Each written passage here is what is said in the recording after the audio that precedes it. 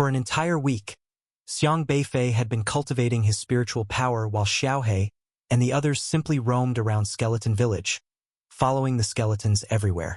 Life for the skeletons in Skeleton Village was quite leisurely. It felt like another Shangri-La where each skeleton lived very comfortably. Their true forms were actually flames, living within skeletal bodies, and their lifestyle followed human customs. Era had always been curious about how these flame skeletons managed to have baby skeletons.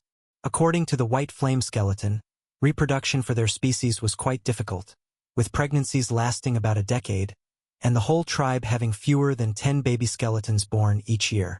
But each skeleton's lifespan was very long. As long as the flame did not extinguish, they would hardly ever die. Currently, the population in this skeleton village had already surpassed 2,000. These past few days coincided with a pair of skeletons in the village having offspring, so the three little fellows, unable to contain their curiosity, had been peeking into the couple's house every day, and eventually, they witnessed the birth of a little fire sprout. The process of giving birth to the next generation was also very simple.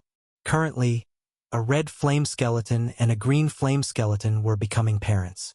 Both skeletons' flames emerged and then fused together.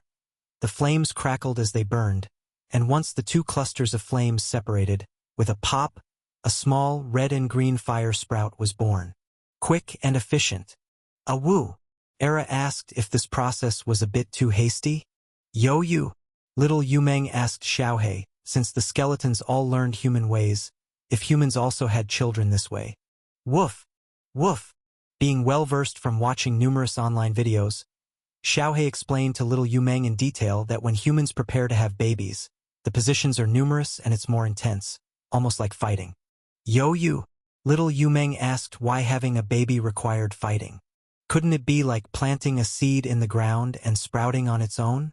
This question stumped Xiaohe too.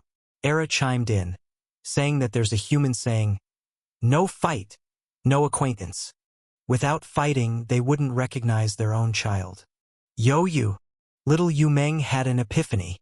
So that was why.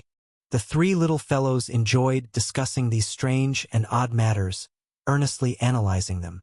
After the village welcomed the new fire sprout, the white flame skeleton, as the leader of the village, had to find a skeleton to host the little fire sprout. He chose a palm-sized bird skeleton as a temporary host, and once it grew bigger, it would be transferred to a larger skeleton. The skeletons also needed to find food, relying on the system established in the Siho caves. Since skeletons were not native to the system world, they could not be self-sufficient. Thus, they needed to venture to the mountain ranges outside the magma for food. The skeletons' diet was different from humans. For these flame skeletons, anything that could burn constituted their food. Dry branches and leaves were their most common food, but finding coal, oil, or natural gas was like getting an extra meal. The way these skeletons ate was also bizarre. Because they favored human customs, they imitated humans during meals, grabbing a handful of leaves and stuffing them into their mouths. Then, the flames in their eye sockets would ignite the leaves, letting the food burn inside their mouths.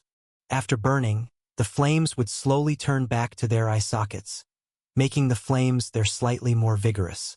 To more closely resemble humans, they even mimicked the human action of chewing by moving their jaws and sometimes even emitted puffs of smoke from their nostrils during meals. If the freshly born baby skeletons, unaware of manners, directly stuffed food into their eye sockets to burn, the older skeletons would correct them, reminding them to maintain proper eating decorum. Dropping food directly into their eye sockets wasn't proper. They should put it in their mouths to burn before it flowed toward their eye sockets. This method also left Era utterly baffled. Awoo? Awoo? The wooden Kirin asked if these skeletons were being overly redundant. Woof! Woof! Xiaohe was quite composed as he responded, You don't understand, Era. Humans even observe dining etiquette. Life needs a sense of ceremony. The wooden Kirin rolled its eyes, indicating that as long as it had spiritual power crystals, it wouldn't mind eating them through its nostrils. Little Yumeng was quite displeased, probably because these skeletons habitually ate dry branches and leaves, which made little Yumeng uncomfortable since it was essentially half a tree that would wither whenever it was away from Siho or Xiang Beifei. It always worried about accidentally being used as food. However, the skeletons didn't think much of it and were quite friendly to the three little ones. Seeing that they did nothing all day and didn't eat, they even offered them dried cow dung, asking if they wanted to try some freshly dried with magma, which they claimed tasted very good when burnt. Xiaohei and Era widened their eyes, looked at each other, and then vigorously shook their heads. When Xiang Beifei was away, the three little ones actually got along well with the skeletons of Skeleton Village, frequently following them outside to look for food and collect bone parts. The demand for bones was high within the entire village, as they were consumables. The members of the Sea Fire tribe had specific requirements for bones because the fire flames' control over the bones varied with their ages. Smaller fire sprouts needed smaller skeletons, but as the fire sprouts grew, they needed more powerful skeletons to contain the force of their flames. Now, with the ghost mustache of Remnant Visage and the meat-winged monster outside, the white flame skeleton needed to act with much more caution. Fortunately, they were not limited to just one magma exit, as this vast mountain range concealed many volcanoes with numerous magma exits. With Xiaohei and Era's help, locating skeletons and food became much simpler. Era could control all trees, so finding twigs and fallen leaves was a piece of cake, and they could even directly find some seeds to bring back to Skeleton Village to let them take root, sprout, and wither. Xiaohei was very clever, knew too much about the matter, and always provided insightful suggestions on how to choose bones. He even taught the skeletons what kinds of bones could achieve more effective camouflage. But soon, they realized that the ghost mustache of Remnant Visage was still lingering like a persistent specter. Woof! Era detected the ghost mustache of Remnant Visage hiding among the trees in several places and was asking Xiaohei if they should tie these guys up. Xiaohei stroked his chin, then nodded. Xiang Beifei was not around, but Xiaohei could also control the breath soil. As long as they followed the same method, transporting magma with the breath soil, they could easily wipe out these ghost mustaches of Remnant Visage. "Where are they?" the white flame skeleton asked in a gruff voice. Era immediately gave them the direction. The white flame skeleton wanted to check it out, but Xiaohei stopped him, stating seriously, "Woof woof." Xiaohei had his own invisibility skills, and Era could take advantage of the trees for cover so he would not be detected, but the white flame skeletons could not hide themselves. If they got too close, they would be discovered by these ghost mustaches of Remnant Visage. Brain Deficient was very strong, and if it really came down to a fight, the white flame skeletons would be no match for him. "We must not act recklessly." The flames in the white flame skeleton's eyes flickered rapidly, looking very angry. He knew about the last conspiracy of the ghost mustache of Remnant Visage and the meat-winged monster and felt a strong aversion towards these cunning creatures. Woof! Xiaohei had the white flame skeleton wait here. Without Xiang Beifei around, Xiaohei decided to take on the task himself. He immediately sprang into action, flying towards the location of the other ghost mustaches of Remnant Visage. Yumong, as long as he was within Siho's domain, would not wither, but for the sake of convenience, Era still handed Yumong to the white flame skeleton and followed along. Yumong wanted to protest, for it still held a deep grudge against the white flame skeleton and was worried about being eaten by it later. However, the white flame skeleton was actually quite nice to Yumong. He extended his bony palm, patted Yumong's head, and placed Yumong on his shoulder. "I will protect you." Yumong felt uncomfortable, but there was nothing it could do about it. It had no say in the matter. Xiaohei's figure was quick, moving unimpeded through the forest, and soon arrived inside a cave. He used breath soil to draw in the magma, then transferred it to the trees. Era quickly manipulated the trees, hiding the magma isolated by the breath soil within them and, using the trees as cover, transported the breath soil magma into the forest. Last time, a large number of ghost mustaches of Remnant Visage had been wiped out, but there were still quite a few left, and from their appearance, they seemed to be on standby on a cliff, waiting for Brain Deficient's instructions. Brain Deficient stood at the entrance to a stream of magma, gazing inside. Soon, a howling sound came from within, and bright, sacred light flashed. Rian and Yi Ji had both appeared on the rocks.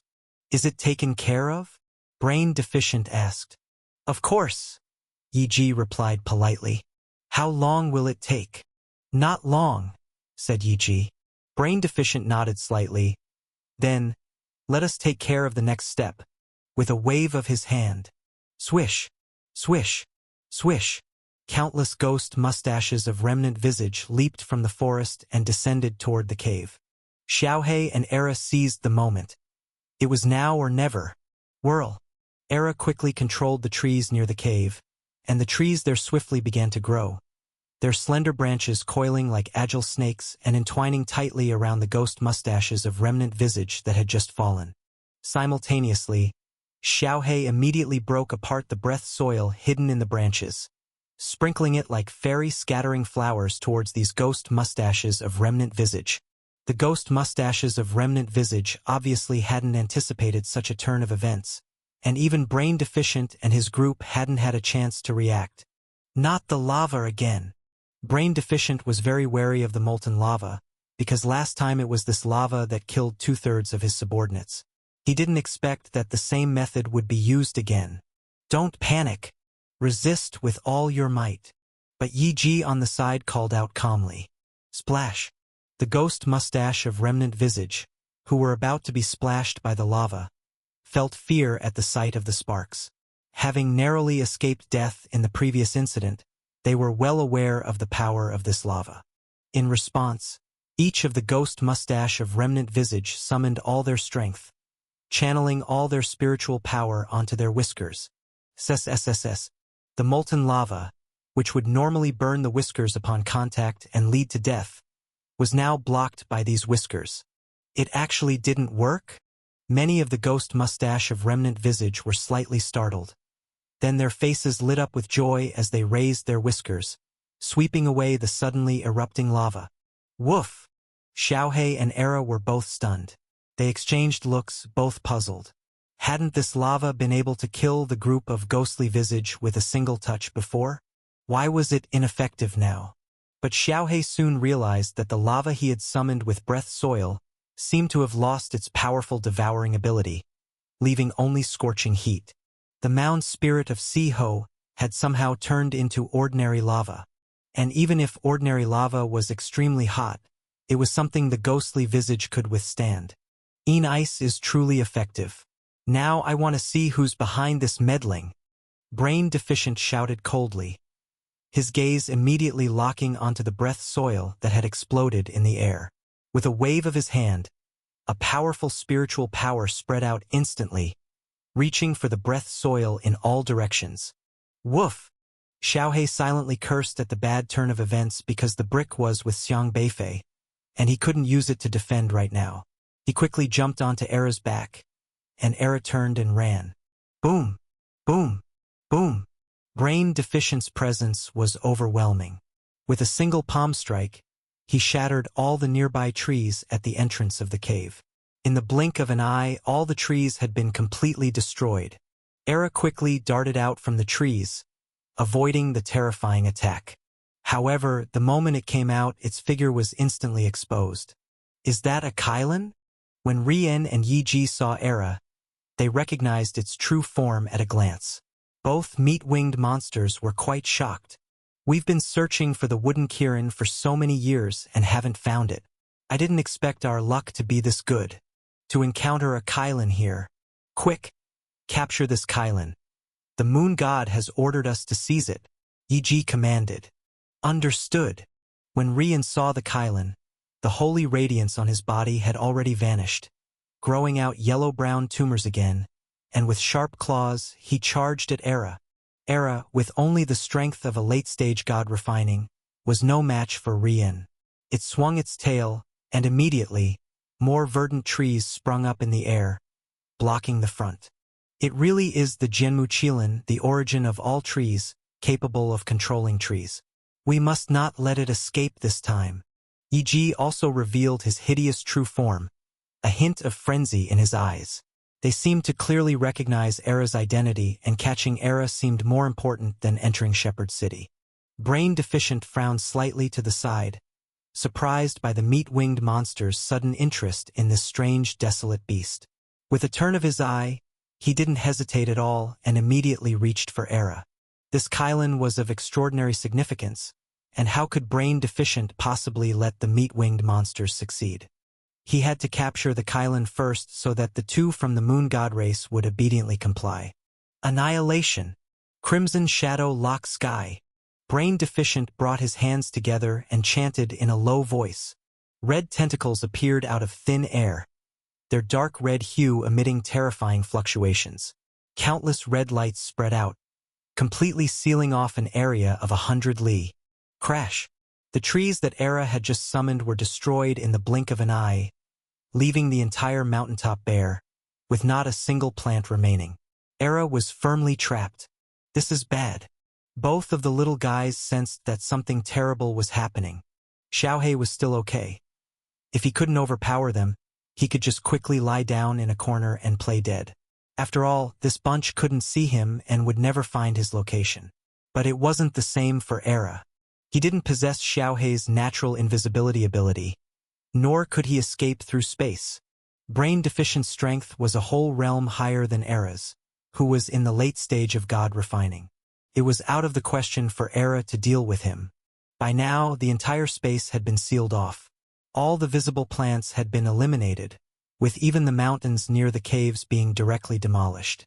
The boiling lava even overflowed. The lava, which originally lay hidden under the ground, began to surge out as the terrain was destroyed. The scorching lava, like a flood, spread out, submerging the surrounding mountains. Dense smoke billowed up, and the air was somewhat blurred by the high temperatures of the lava. Xiaohei, tugging at Era's ear, urged him to run into the lava below. Era hesitated. The lava wasn't a joke. If he jumped in, he'd be reduced to ashes. Only after Xiaohei shouted that the lava had lost its devouring ability did Era react. With a flick of his tail, he took a splashy leap into the lava. Xiaohei quickly wrapped Era with breath soil and sank into the lava with him. The fierce high temperature wasn't a big problem for them. In fact, the devouring ability was useless against Xiaohei because he was naturally thick-skinned and could even take a bath in the streams of Chunho Mountain. This way. At this moment, the white flame skeleton quickly arrived, white flames steaming out of its eye sockets, wrapping around Xiaohei and dragging them down. Brain Deficient's face darkened. He hadn't anticipated this move because the magma deep underground was everywhere and complicated in its flow, and he hadn't managed to completely seal off the magma below while sealing the space. Trying to escape? You'll need to get past us. Ri-En and Yi-Ji, both meat-winged monsters, spat out yellow spring water, surging forth with a foul odor, covering everything below and quickly plunging into the lava. Now that the lava had lost its devouring ability, the yellow spring water could flow unobstructed like nobody's business, swirling toward the white flame skeleton. The white fire on the white flame skeleton's body erupted, attempting to meet the oncoming yellow spring water. Crash! White flames and yellow spring water intermingled in the air. Yet the yellow spring water had a bizarre corrosive force. It was extremely powerful, swiftly engulfing the white flames. This isn't good. The white flame skeleton was inwardly shocked. For some reason, the lava had lost its protective ability, and he couldn't hold off the yellow spring water at all. Ri-En and Yi-Ji relentlessly pursued the white flame skeleton through the lava, their speed matching his. Fortunately, the white flame skeleton was more familiar with the labyrinthine lava channels. Using the twisted paths, he led Era and Xiaohei swiftly away. Woof woof! Xiaohei loudly protested against running toward the blood altar, lest they draw the snake out of its hole. He had been trying his best to call for Xiang Beifei in his mind, but there had been no response yet. If Xiang Beifei didn't show up soon, it was unthinkable what would happen if the ghost mustache of Remnant Visage charged into Skeleton Village. The white flame skeleton tried to head to the outer edges of the mountain range, with Ri-En and Yi-Ji hot on his trail. The white flame skeleton ran for a long time and had reached the edge of Si-Ho mountain range. He could only move within this area. If he ran any further outside, he would be visible. He had no choice but to detour in another direction. But before he got far, he noticed something wrong with the lava behind him. The lava seemed to have been frozen, its temperature dropping and its fluidity worsening. The lava is solidifying. The white flame skeleton gasped with urgency, the flames in his eye sockets flickering faster, looking very grave. If the lava solidified, it meant that their path was blocked, and they would have no way to escape underground. Once they lost the advantage of the lava, they would have to run to the surface to confront Rien and the others directly, with virtually no chance of winning. The white flame skeleton was anxiously considering his options, but just then, a red tentacle violently sprang forth in front of him. Reaching out to grab him, he quickly somersaulted to dodge the tentacle. Now you've got nowhere to run. Brain Deficient blocked the white flame skeleton's escape route from the other side. The red tentacles burst forth with a powerful oppression, the horrific pressure causing the surrounding lava to be squeezed apart. A woo! Era's tail swiftly lashed out at the red tentacle, but before it could make contact, he was sent flying. Brain Deficient let out a cold laugh as the red tentacles caught up with Era. The white flame skeleton emitted a white flame, but as it struck the red tentacle, it was broken instantly, failing to cause even the slightest ripple. Just with that level of strength, you think you can stop our Priest Lord's avatar? Brain Deficient looked at those white flames with contempt, his eyes full of disdain. His red tentacles possessed the powerful strength of a heavenly connection realm, a being that could walk sideways even in deeper regions, let alone this area. Even when facing the trump cards of the moon god race, his red tentacles were not the least bit weaker. The red tentacles of heavenly connection realm, not only can they disregard all flames, their hardness is extremely formidable too. Up to now, there hasn't been anyone who can shatter my red tentacles. Whoosh! A streak of white light sliced through the air from the lava, cleaving the red tentacles. The red tentacles were severed at the sound. Brain Deficient hadn't even finished his sentence when his expression froze, and then his eyes incredulously widened. His seemingly indestructible, powerful heavenly connection realm Priest Lord's avatar had been cut off just like that? How could this be possible?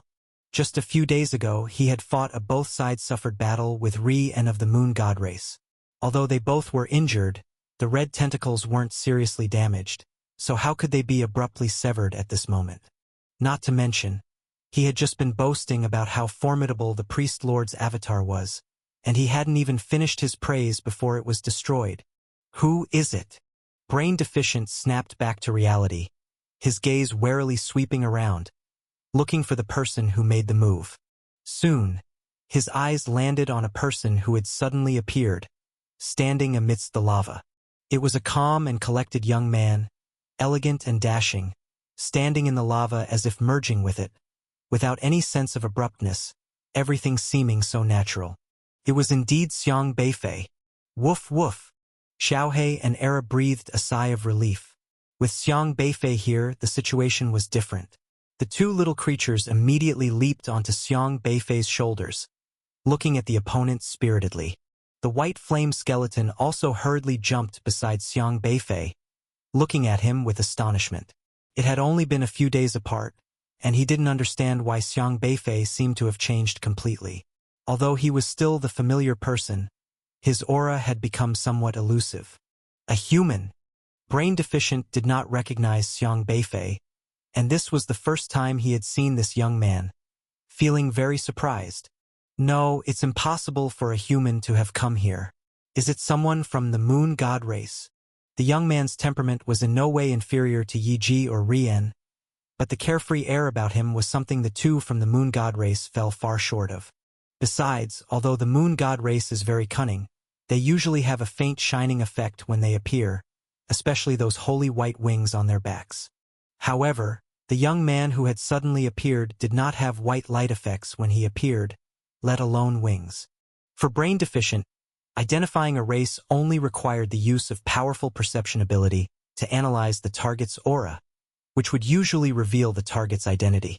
But no matter how hard Brain Deficient tried to perceive the man before him, the other seemed like just a projection, standing there visible but imperceptible.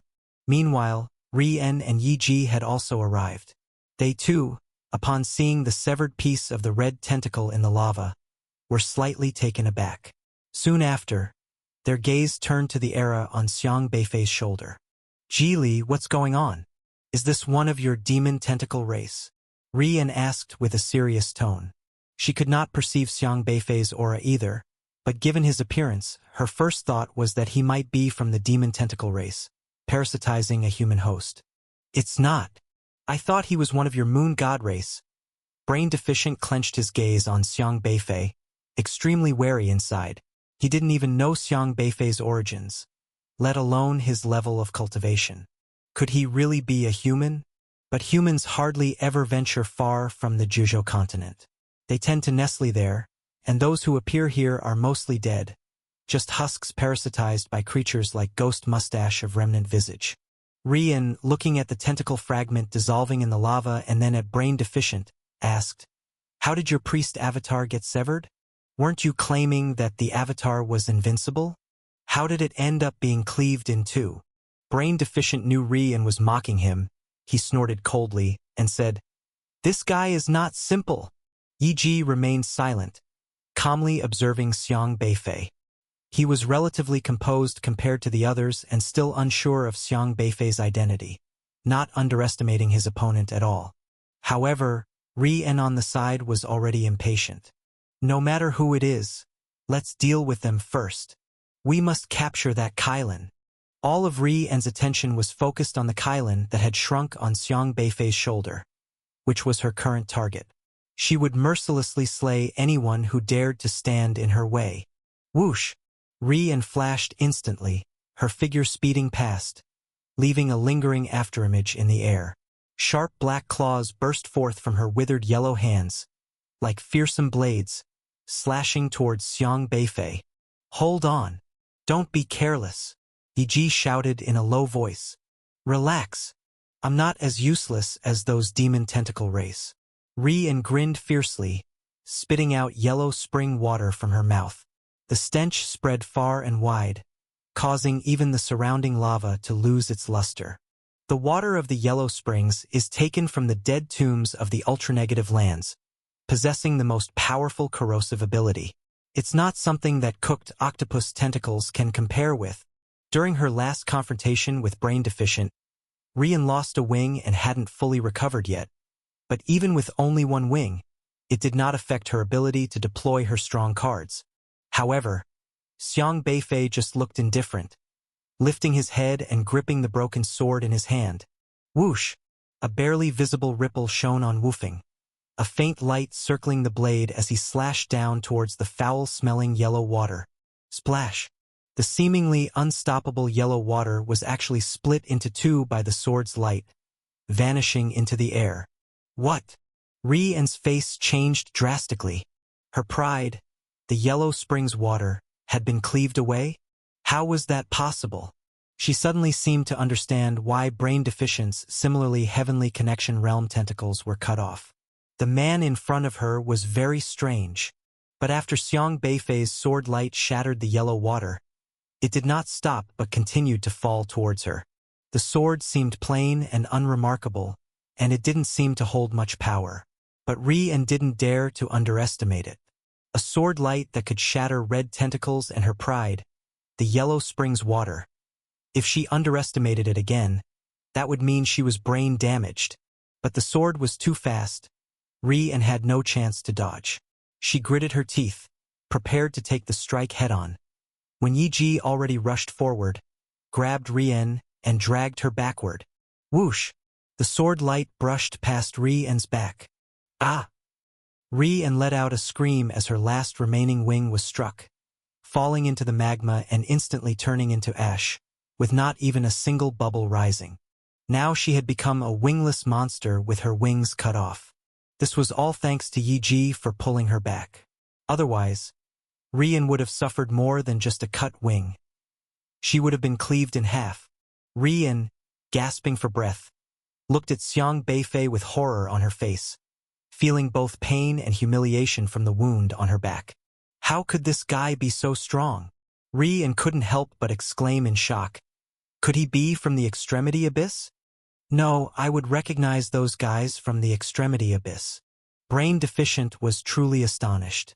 Although he always opposed them from the Extremity Abyss, he could recognize what their race looked like at a glance.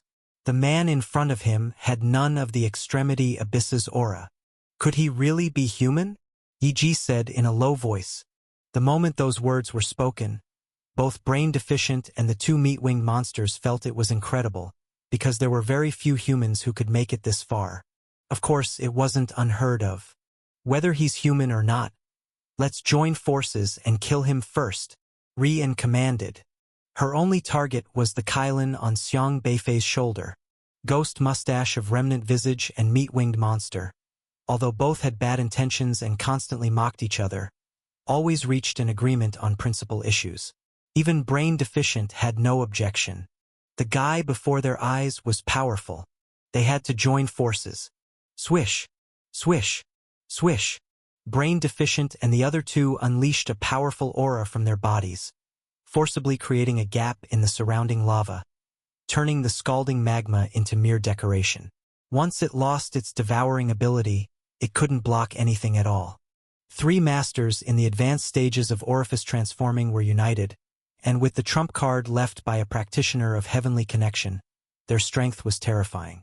They could face an early-stage heavenly connection expert without much fear. Xiang Beifei's expression remained unruffled, and no aura exuded from his body. He seemed like an ordinary person without any cultivation level, visible but undetectable by perception. Watch his sword, Ri-En said sharply. Brain Deficient and Yi were aware of this. But when they looked again, they couldn't help frowning because Xiang Beifei's hands were empty. Don't be careless. Ri-En and Yi swiftly moved, their bodies glowing with a yellow light. The lights quickly converged, emitting a stench that even the all-consuming magma was repelled by this yellow spiritual power.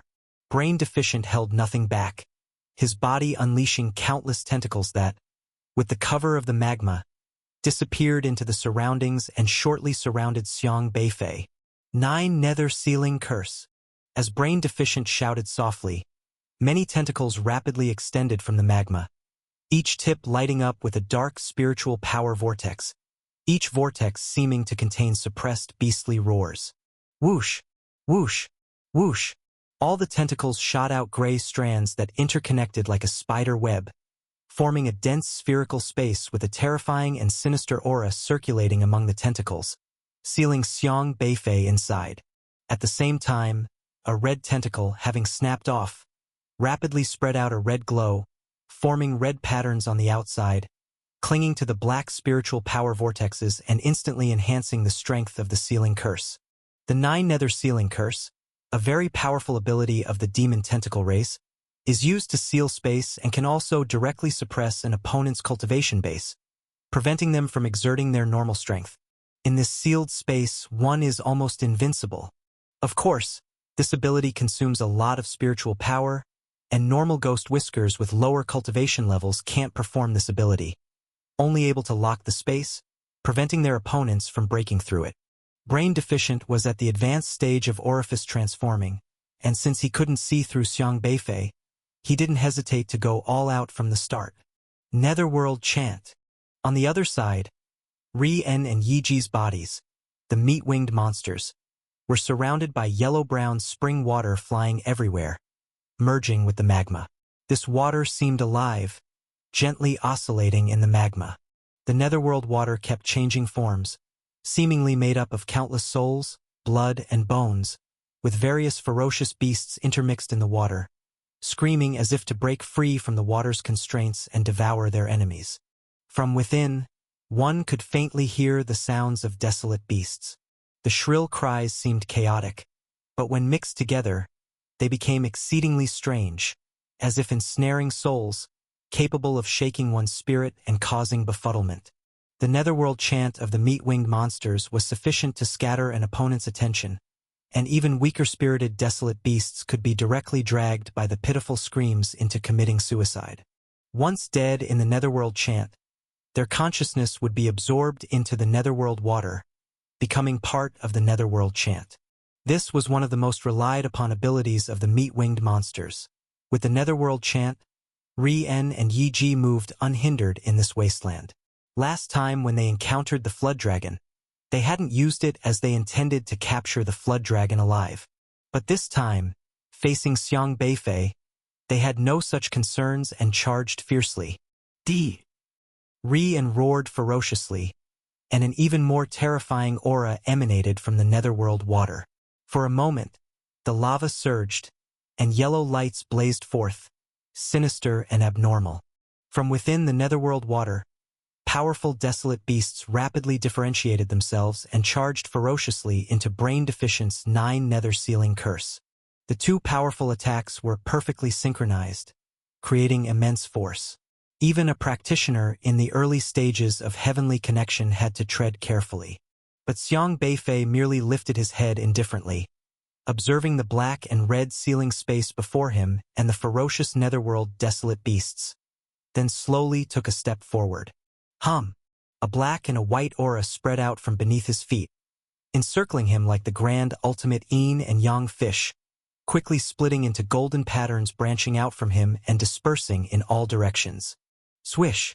The golden patterns vanished into thin air, but in the next instant, they attached to all the netherworld desolate beasts and the black tentacles forming the 9 nether sealing curse. The previously formidable and majestic netherworld desolate beasts and 9 nether sealing curse suddenly frozen in the magma, unable to advance even half an inch. This Brain Deficient and the 2 meat-winged monsters were all shocked.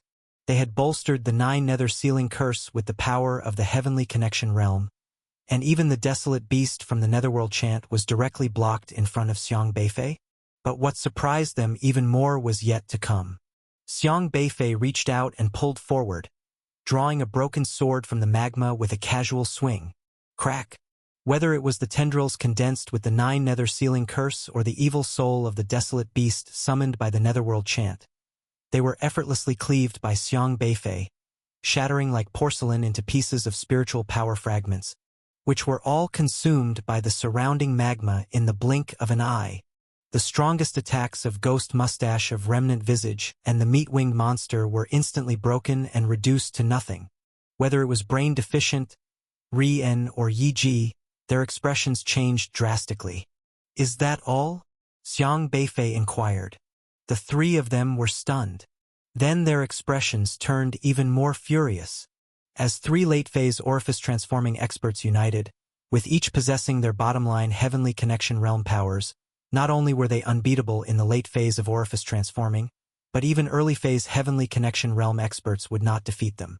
However, their attacks, which they took pride in, were treated like fancy but ineffective moves by Xiang Beifei, so easily shattered, which was a tremendous insult to them.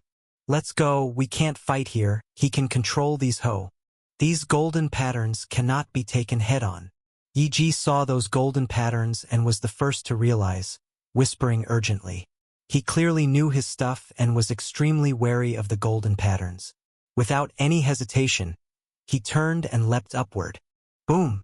His action bursting through the magma was very brusque, shattering the layer of rock above and creating a massive passage, surging into the sky. Ri-En and Brain Deficient also realized the situation and quickly turned around, breaking a pathway and flying outwards. The scalding magma followed the breaking of the ground and squeezed out through the exit. However, these flowing magmas did not extend far as if consciously controlled. The golden patterns flickered amidst them, and then they stopped spreading outward. "Leave this mountain range. Quick! Ho have a distance limit," Brain Deficient yelled at his subordinates. He knew a bit about the Ho, having once occupied the Ziho near the Jizhou continent. He was aware of the strangeness of such places, so the moment he discovered that Xiang Beifei could actually control the Ho, he immediately ordered his subordinates to retreat. Many ghostly visage members were in the magma.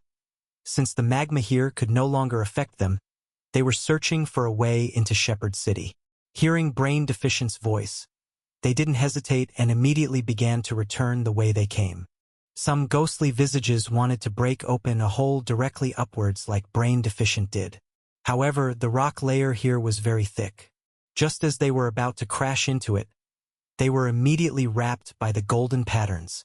Before they could react, they were entangled by the suddenly appearing golden patterns so tightly they couldn't free themselves, and they were terrifiedly fixed within the magma. Xiang Beifei took a step out, and when he appeared again, he was already in the air above the mountain range. He calmly looked at the three fellows in front of him and casually waved his hand. Whoosh! Whoosh! Whoosh! All of the ghostly visage within the magma were brought into mid-air by the golden patterns. These ghostly visage looked at Xiang Beifei with terror, completely unable to move as if they were statues, utterly incapable of confronting Xiang Beifei, and were firmly controlled by him. I didn't say you could leave, Xiang Beifei said blandly in mid-air. He twirled his finger lightly, and the breath soil wrapped in Cho Ho mud rapidly gathered together in the air, turning into numerous earthen swords that directly pierced into the bodies of the ghostly visages. Even though the magma had temporarily lost its devouring ability, the Cho Ho mud mixed with breath soil still maintained a very strong devouring ability in this area, which happened to be the bane of the ghostly visage. Ah! The nearest ghostly visage let out a piercing scream, unable to withstand the devouring of the Cho Ho mud. Its black tentacles frantically retracted, leaving the parasitized body and shrinking back into a white beast pill. Xiang Beifei clenched his hand. A wave of powerful spiritual power fluctuated, and the white beast pill was instantly refined into a spiritual power crystal. How dare you? Brain Deficient roared furiously. Xiang Beifei actually dared to kill his subordinates right in front of him, which was a naked provocation to him. However, Xiang Beifei just looked at Brain Deficient indifferently, while the breath soil in the air showed no mercy, whizzing through the sky and piercing all of the ghost mustache of remnant visage.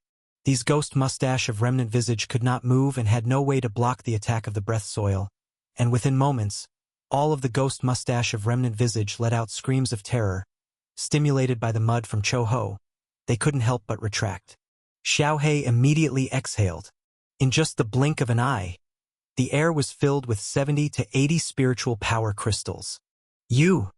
Brain Deficient was furious. He hadn't expected Xiang Beifei to act so decisively and wipe out his subordinates. He even refined all of his subordinates into spiritual power crystals right in front of him, swiftly and efficiently. Yi Ji suddenly remembered something and exclaimed, "It was you who muddled the waters last time." Brain Deficient and Rian also realized. A few days ago they had collaborated to use a feign injury tactic to gain the trust of the White Flame skeletons, in order to find a way into Shepherd City and wipe out these skeletons. An accident happened later, and the two sides even fought each other, with Brain Deficient and Rian both suffering. At that time they couldn't find the instigator, but now they understood who had acted. You dare to play us? Rian was extremely angry when she recalled the incident, not only because she had been accidentally wounded by Brain Deficient last time, injuring one of her wings, but today she had lost another wing. Her anger was indescribable. But even angrier than Rian was Brain Deficient, who had carelessly lost 2/3 of his subordinates to the lava last time, and today the remaining third was wiped out. Now the demon tentacle race was left with only Brain Deficient, a lone commander. You little brat! I will never forgive you!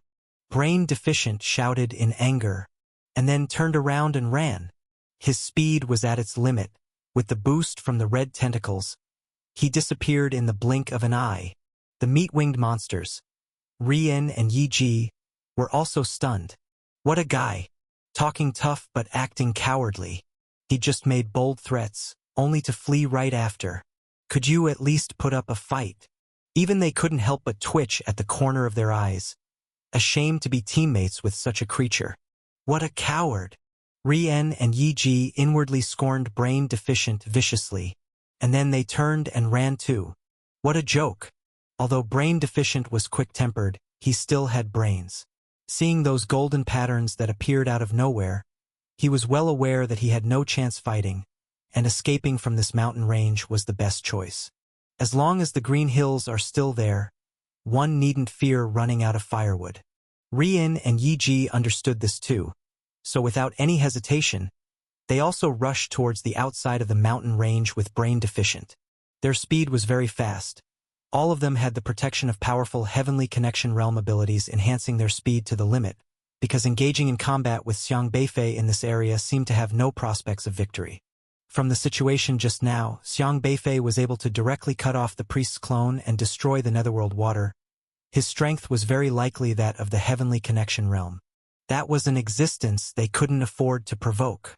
Xiang Beifei waved his hand, and all the martial cultivators' bodies parasitized by the ghost mustache of remnant visage were collected by Xiaohe into bubbles. These martial cultivators were the humans who had been cruelly killed by the ghost mustache of remnant visage while encircling Jojo or executing missions in the outer wastelands, then turned into puppet shells. For the purpose of parasitizing human bodies, the ghost mustache of remnant visage must have ambushed and killed countless humans in secret, and Xiang Beifei had never forgotten this debt.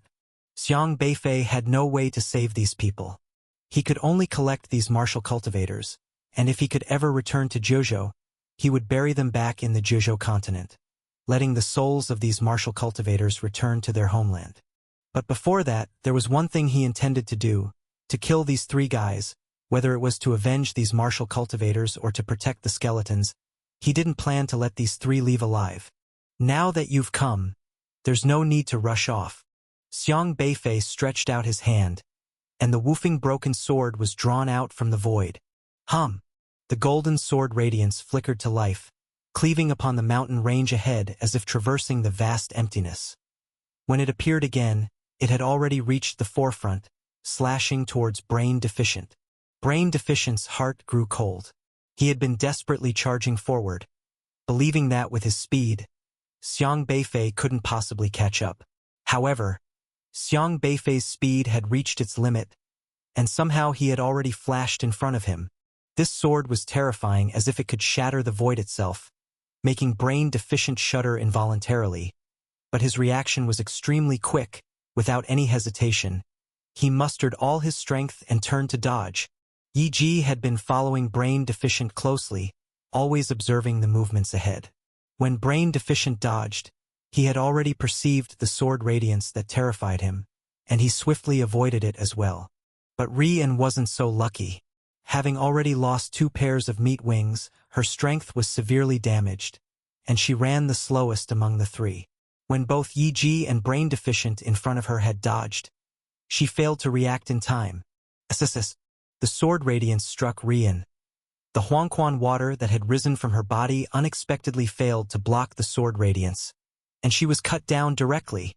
Ri-En's figure halted sharply in mid-air, hovering there. Her eyes filled with disbelief and fury.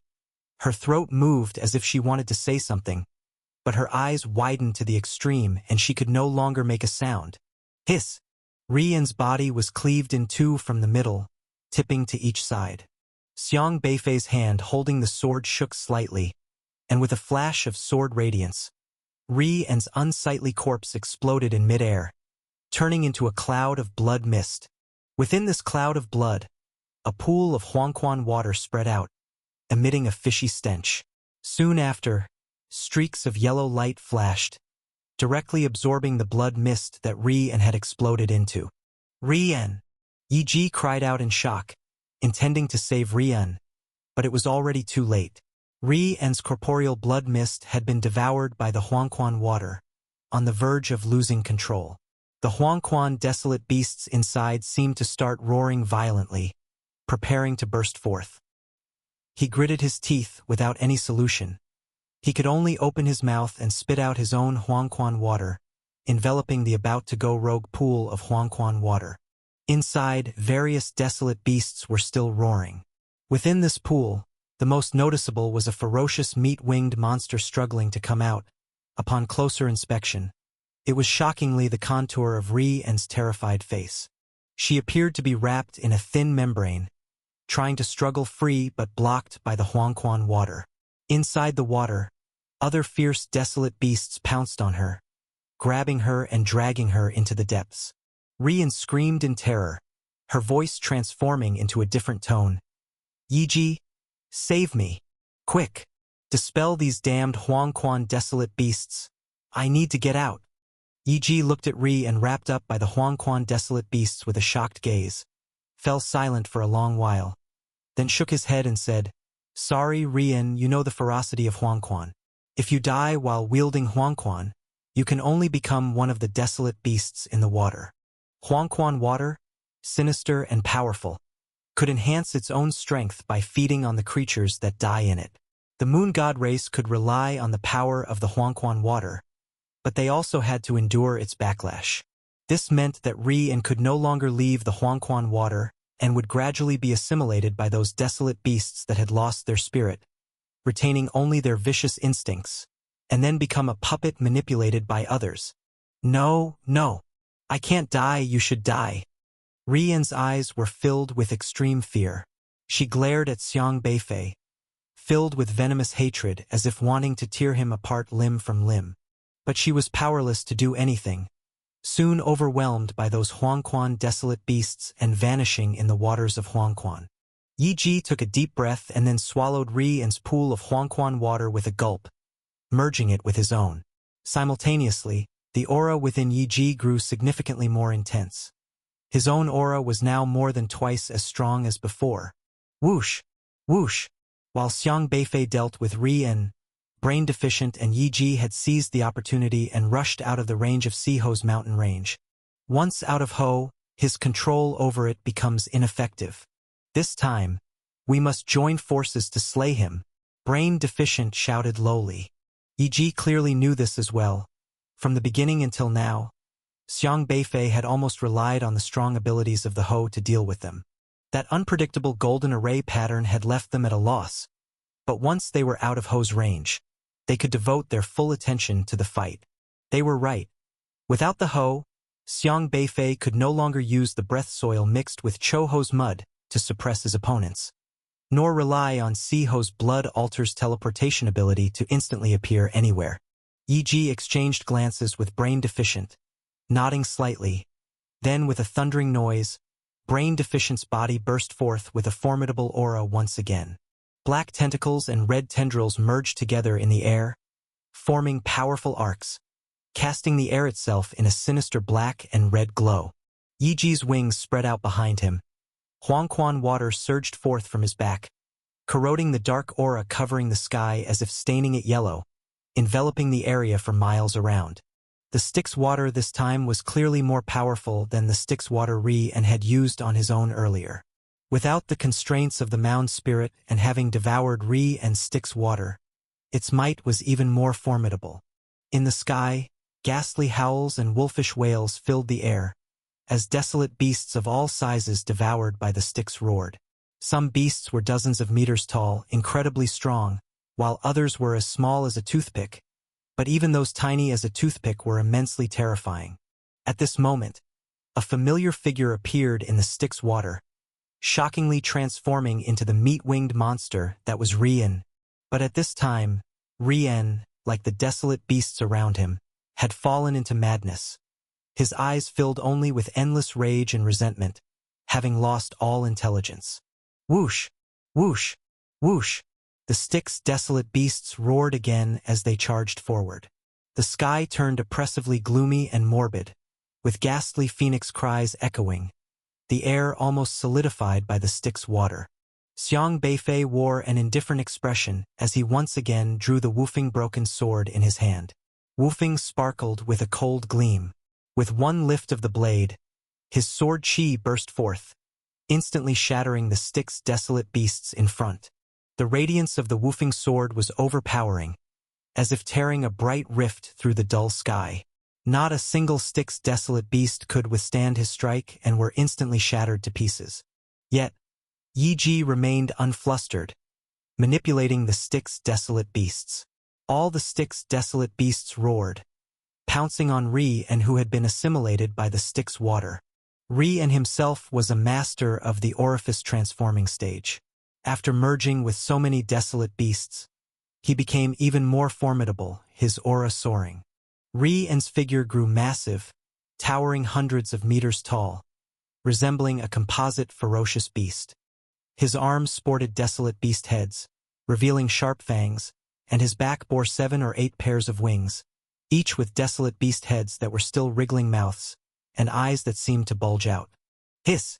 Various powerful sonar waves converged together, quickly forming in midair, and by the sheer intensity of their presence, managed to grasp Xiang Beifei's Wufeng blade light.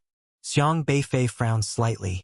Wufeng could ignore any gathering of spiritual power, much like the mound spirit. Only some of the most common materials could slightly block Wufeng, such as simple stones or trees. However, it seemed that this Styx water could also block Wufeng's blade light. Roar! Rian's body seemed wrapped in a thin yellow film, but it still couldn't hide his ferocity as he spat a fishy breath at Xiang Beifei. This breath corroded the surrounding air as if melting a large hole into it. But at this moment, Brain Deficient's tentacles had already rushed over. His tentacles had transformed into a new pattern, black and red intertwined, merging together, their aura becoming even more bizarre. Whoosh! As Xiang Beifei swung his sword, the black and red tentacles swept toward his back from another angle. These tentacles flitted wildly, like sharp spikes in the air, arriving in an instant, stabbing toward Xiang Beifei's back. The tentacles struck extremely swiftly. Brain Deficient and Yi Ji, both very powerful, showed no mercy as their attacks were nearly in perfect sync, leaving Xiang Beifei no chance to counter. D. Brain Deficient uttered in a low voice, a savage smile curling at his lips. But Xiang Beifei still did not move. It was as if he did not care for Brain Deficient's black and red tentacles, or rather, he simply ignored the tentacle attack, his focus solely on Yi Ji before him. This further exhilarated Brain Deficient. He was acutely aware of the power of his move. Merging the red tentacles with his own was equivalent to fusing a heavenly connection stage Priest Lord's avatar into his own body, a process that greatly strained him. Once used, the avatar's power would likely be exhausted. But now, to deal with Xiang Beifei, he had cast aside all concerns. If he couldn't kill Xiang Beifei, it was highly probable that he would be the one to die. Thus, Brain Deficient showed no mercy. The black and red tentacles, at a tricky angle, bombarded Xiang Beifei's back in an instant. However, to Brain Deficient's surprise, the scene he imagined, where Xiang Beifei would be pierced through by his black and red tentacles, did not happen. Instead, a powerful swirling spiritual power rose on Xiang Beifei's back. This spiritual power, one black and one white, continually intertwined, dissolving the powerful force created by the black and red tentacles. This force was then enveloped by the spiritual power emanating from Xiang Beifei, mingling with the sword in his hand. Counterattack. The strongest defense is a counterattack. Swoosh! Xiang Beifei continuously converted the immense force of the red and black tendrils hammering against him, transferring it into his hands, and the power of his sword's glow grew unwittingly stronger. The sword glow, originally wielded by Ri and transformed from a desolate beast, broke free from the monster's grasp after fusing with the power of the red and black tendrils. Crash! In an instant, Ri's giant hand, covered in eyes, was severed by the sword chi. Ah! The massive monster let out a shrill cry, utterly chilling to the core. Its sound waves so powerful they twisted the space around them, making the area seem as though it was about to overturn, reverberating for miles. All desolate beasts within miles, upon hearing this cry, seemed as though their heads had been struck by something, their spirits scattering, their bodies convulsing, growing restless and anxious, as their pupils gradually became covered by a yellow light. Swoosh! Swoosh! Roar! Roar! All beasts that heard the cry immediately sprang into action, heading in the direction of the Ri and monster. Those that could fly took to the skies, those that could run did so, charging madly while roaring, as if in response to the distant Ri and monster. You should know that relative to Jojo, this place lies deep in the outer wilderness where the desolate beasts dwelling here are extremely powerful. One can stumble upon God-refining stage and even orifice-transforming stage beasts anywhere. Yet these powerful desolate beasts, upon hearing the bellow of Ri-En, seemed as if bewitched, losing their own wills and only acknowledging Ri-En as their leader. Ri-En was like the king of desolate beasts within miles, one command, and thousands of beasts bowed in reverence. The sky was dense with various kinds of formidable desolate beasts. A rough count showed hundreds in the God-refining stage and dozens in the orifice-transforming stage. Xiang Beifei frowned slightly. These meat-winged monsters were more peculiar than he had anticipated. The water from the realm of the dead was also unknown in its origin, and compared to before, it was eerily more sinister, able to control all the desolate beasts here, making him feel surrounded by a horde of beasts, with countless desolate beasts targeting him, especially the dozens of powerful orifice-transforming stage beasts. If it were a month ago, he would not have easily provoked them since the fight would be very troublesome and any carelessness could lead him into trouble. But now he had to take it seriously. Countless desolate beasts swarmed in, wind blades, poison stingers, bizarre toxins, and even beasts that moved with sound waves, relying on Ri and Monster's cries as a beacon and instantly leaping in front of Xiang Beifei. The formidable beasts, as if brain deficient, were uncontrollably savage, pouncing one after another. Their strange abilities interwove, even bending swathes of space, seeking to shred Xiang Beifei into pieces. All of a sudden, Xiang Beifei seemed to understand what a beast tide truly was. He had studied pioneer knowledge for a year in the Juzhou continent, mastering various techniques against desolate beasts, and had even seen the scale of several past beast tides that had invaded Juzhou, witnessing them in simulation classes as well. However, he had never really faced a beast tide head-on. This was his first time. So this is what a beast tide is like? Mused Xiang Beifei. The current beast tide was indeed horrific to the extreme, for Juzhou's desolate beasts included various lower-level ones, but the beast tide that had suddenly converged here was comprised entirely of incredibly powerful ones. If all of them were to surround Juzhou, the impact would be terrifying. The Juzhou continent was protected by that mighty wall. But here, there was only Xiang Beifei. The beast tide, having lost its senses, came raging towards them, menacing and terrifying, almost completely sealing off the air around them. Their target was directly pointed at Xiang Beifei. Rian, this powerful Yellow Springs monster, let out a shrill cry that gathered together these powerful attacks, even intensifying them a notch. Xiang Beifei calmly observed these ferocious desolate beasts, the spiritual power surging rapidly over his body, a powerful pattern of water crisscrossing around him, giving rise to barely visible ripples that spread outwards. The primary target of these ripples was the Ri and monster ahead. Meanwhile, the beast tide's powerful attack fell squarely on Xiang Beifei. Boom! Boom! Boom! The dense onslaught of desolate beasts slammed down towards Xiang Beifei. The entire area felt as if it were being torn asunder, the powerful aura nearly shattering the space itself. However, Xiang Beifei's figure was like a phantom, with the terrible and powerful attacks of the beast tide all passing through his body. He stood there, visible to all the desolate beasts, but somehow they couldn't touch him.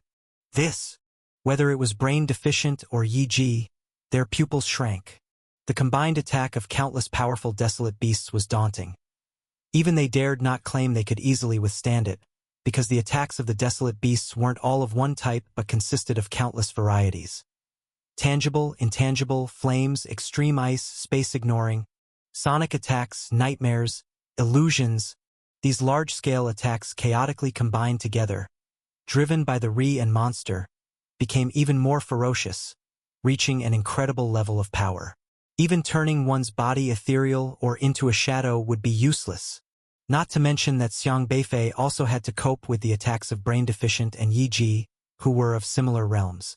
Yet he just ignored them with a nonchalant breeze.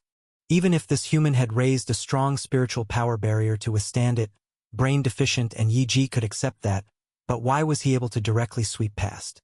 Brain Deficient and Yi Ji had underestimated Xiang Beifei. They would never know just how many powerful abilities he had. Stand aside. This was an ability he rarely used, but it was incredibly effective. This ability allowed him to prevent unwanted targets from participating in his battle. By making the Yellow Springs monster led by Ri and his target, it meant this was his battleground with that monster, and other desolate beasts could do nothing but stand aside, no matter how hard they tried. However, he didn't exclude Yi Ji and Brain Deficient because these two's strength was almost on par with his own, and stand aside could still be broken by them. But this was enough.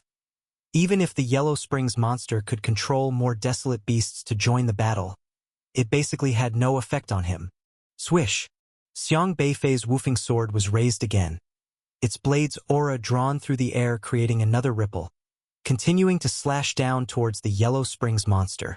In an instant, another arm of the Yellow Springs monster was severed, eliciting a sharp, agonized scream. This is bad. Yi quickly realized that his Yellow Springs monster was weakening. Yellow Springs water originated from a very mysterious place, but once it left its origin, its effectiveness would diminish entirely, meaning its power was limited. Just like Brain Deficient's red tendrils, although they were, after all, an extension of the priest, they were formidable but at this moment were also running on fumes, unable to last much longer. Yi, we must make a quick decision. Bring out your Yin Ice, or we're both dead. Brain Deficient roared.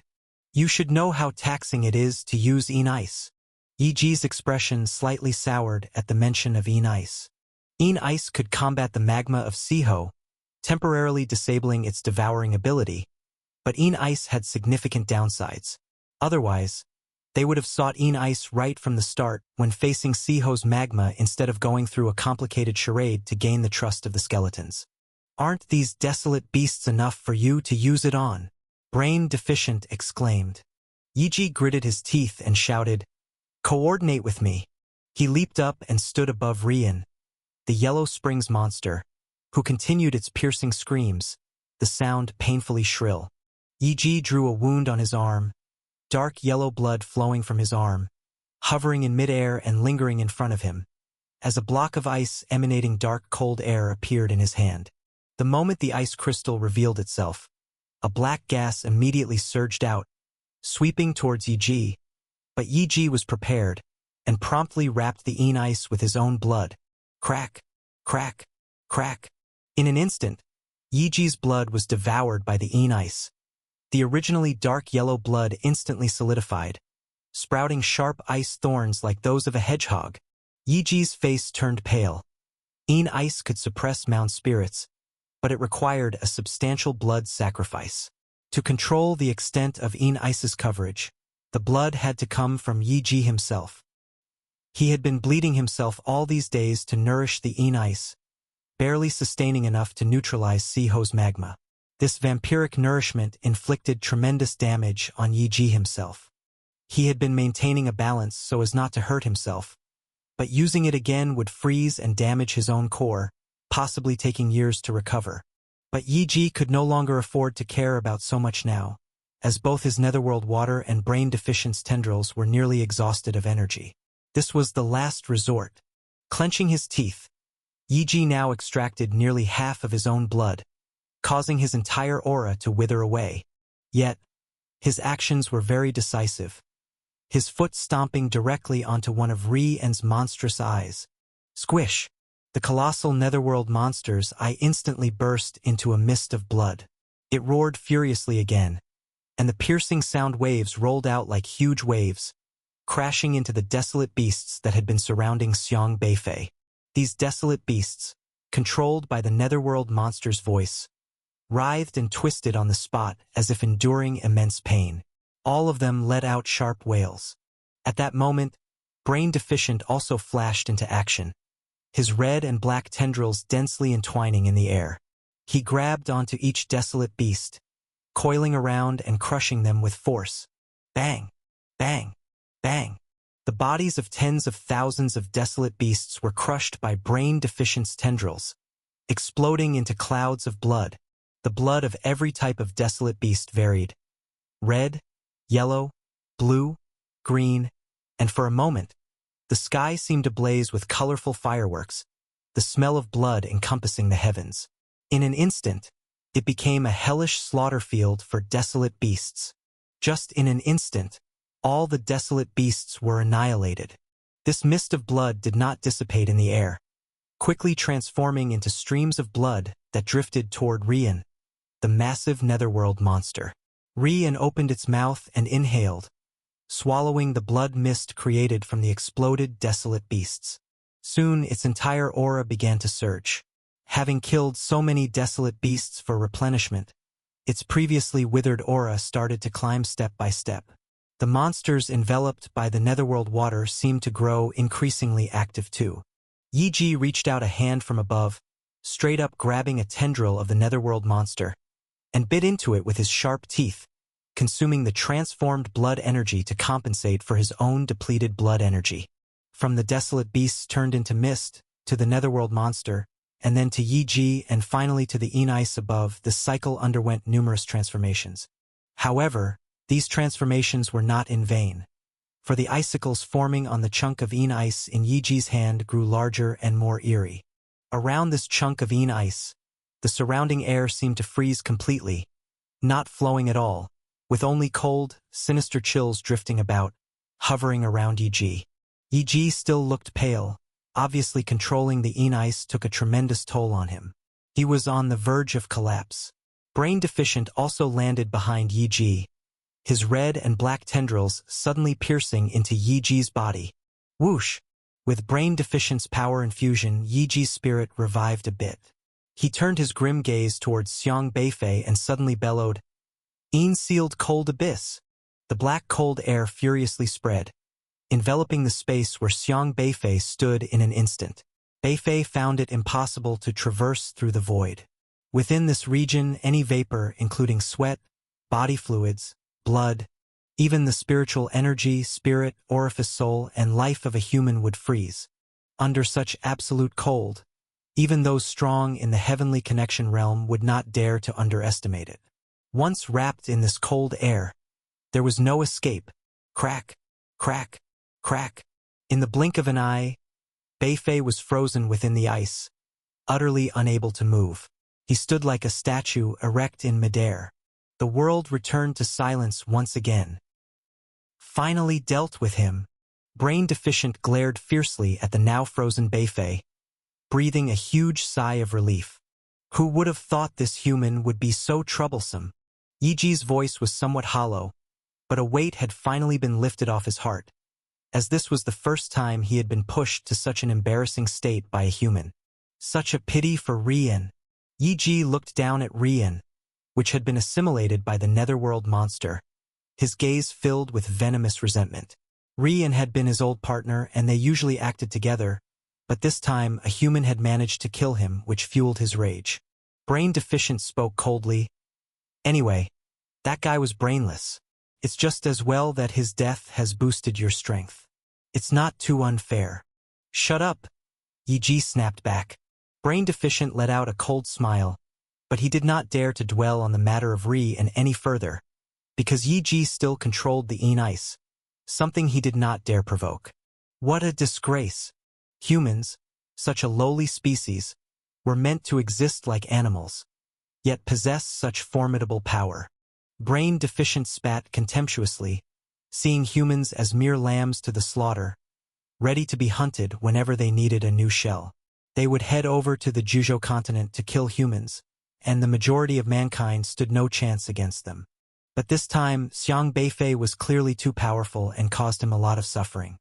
How did this lowly human race manage to come here? Yi Ji inquired. He must be relying on something. Let's see what he has on him first, considering he's already been frozen to death. That broken sword looks familiar.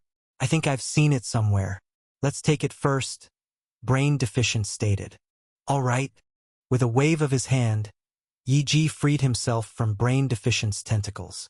Protected by Yin Ice cold air, he took steps towards Xiang Beifei, eyeing the human before him. Xiang Beifei's body was encased in a thick layer of ice, but curiously, his expression remained calm and his eyes were bright, showing no signs of being frozen.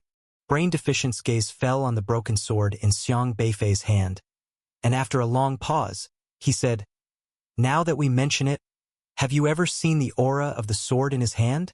Edge corner airspace," Yi Ji declared solemnly. Edge corner, right? Edge corner airspace. That's it. When Brain Deficient mentioned this place, it was as if he remembered something, and a look of fear appeared in his eyes. He seemed incredulous as he said, "Could this human have been to the Edge corner airspace?" "I don't know." Yi Ji was also wary of the broken sword.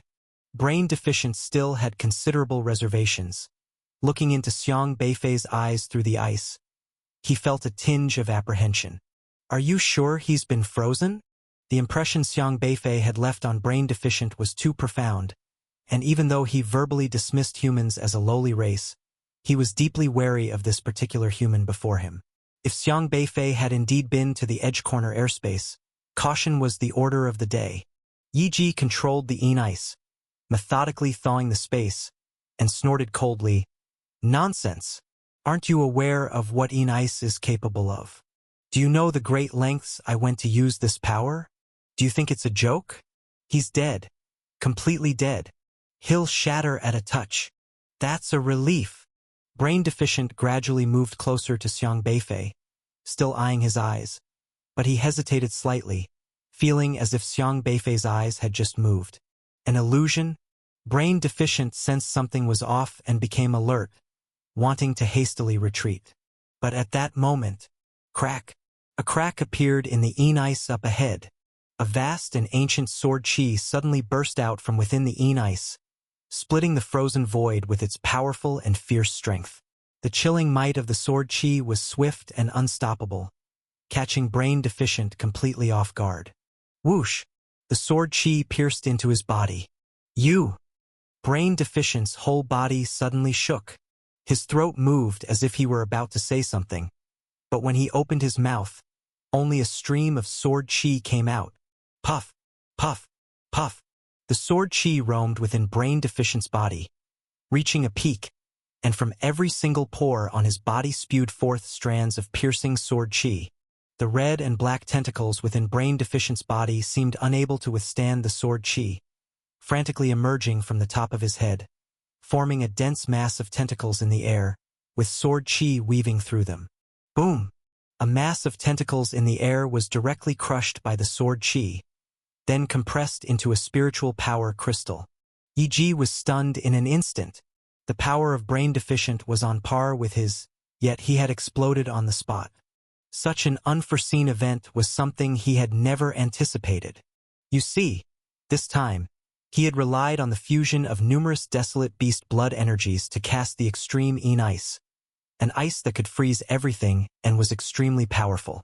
Even Xiang Beifei had been frozen, but he burst out of the ice and killed Brain Deficient straight away. This started to panic him. Bang! Xiang Beifei shattered the Yin ice around him, with black and white flames burning on his body, along with a stone tower that emerged in front of him. The tower had 9 layers, and each layer manifested flames, ancient and time-worn, an ability from the Gathering Spirit Book's Wei constellation. Originally, the stone tower had flames on the 2nd to 8th layers, while the flames on the 1st and 9th layers seemed to have been extinguished. But now, the spiritual power that became the black and white flames on Xiang Beifei's body lit up the 1st and 9th layers of the stone tower. As the flames on each layer rekindled, there was no change to the tower. Its aura withdrew inward, and it still appeared as an unadorned, plain tower on the outside. But it was this very stone tower that had withstood the attack of Yin ice. Xiang Beifei looked up indifferently, gazing at the horrified Yi Ji in front of him, and once again raised the blunt sword in his hands. Hum! The sword rose through the air, a rainbow descending like thunder. Yi Ji's complexion had completely changed.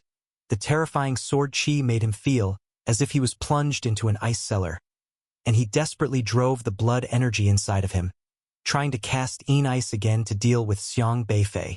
Yin ice's black cold air once again enveloped the area, coalescing into layers of frost.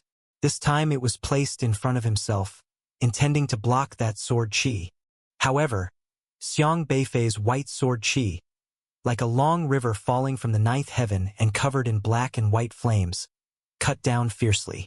The solidified black frost cracked like brittle skin under its slash. No!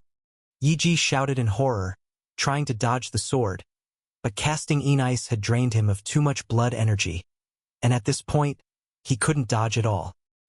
He could only watch helplessly as the sword landed on his head. Whoosh! Xiang Beifei's sword split Yi Ji in half. The cloven Yi Ji's throat moved, but he couldn't utter a word. Soon after, the Rian beast he controlled seemed to sense something, its crimson eyes turning insanely wild. A yellow tentacle swept out from the Rian beast's body, entangling Yi Ji and swallowing him whole. The meat-winged monster that controlled the cursed water, once deceased, would become part of the cursed water, as if cursed, forever unable to escape. E.g., just like Rian, ended up being consumed by the backlash of the cursed water. After Yiji's death, the cursed water went out of control. The monsters sealed inside began to fight for dominance, killing each other.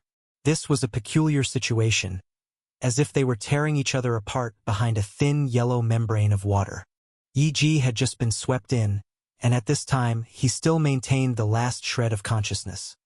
He was the only one among those desolate beasts who still had his own will.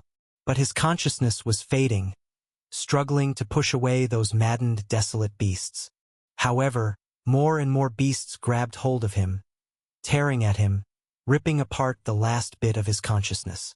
In a mere moment, Yiji was completely assimilated by the cursed, desolate beasts, losing his consciousness and turning into a frenzied, cursed monster, starting to fight for control over that out-of-control, cursed water. The cursed water fell from the sky, smashing onto the ground, corroding a hole into the soil underneath.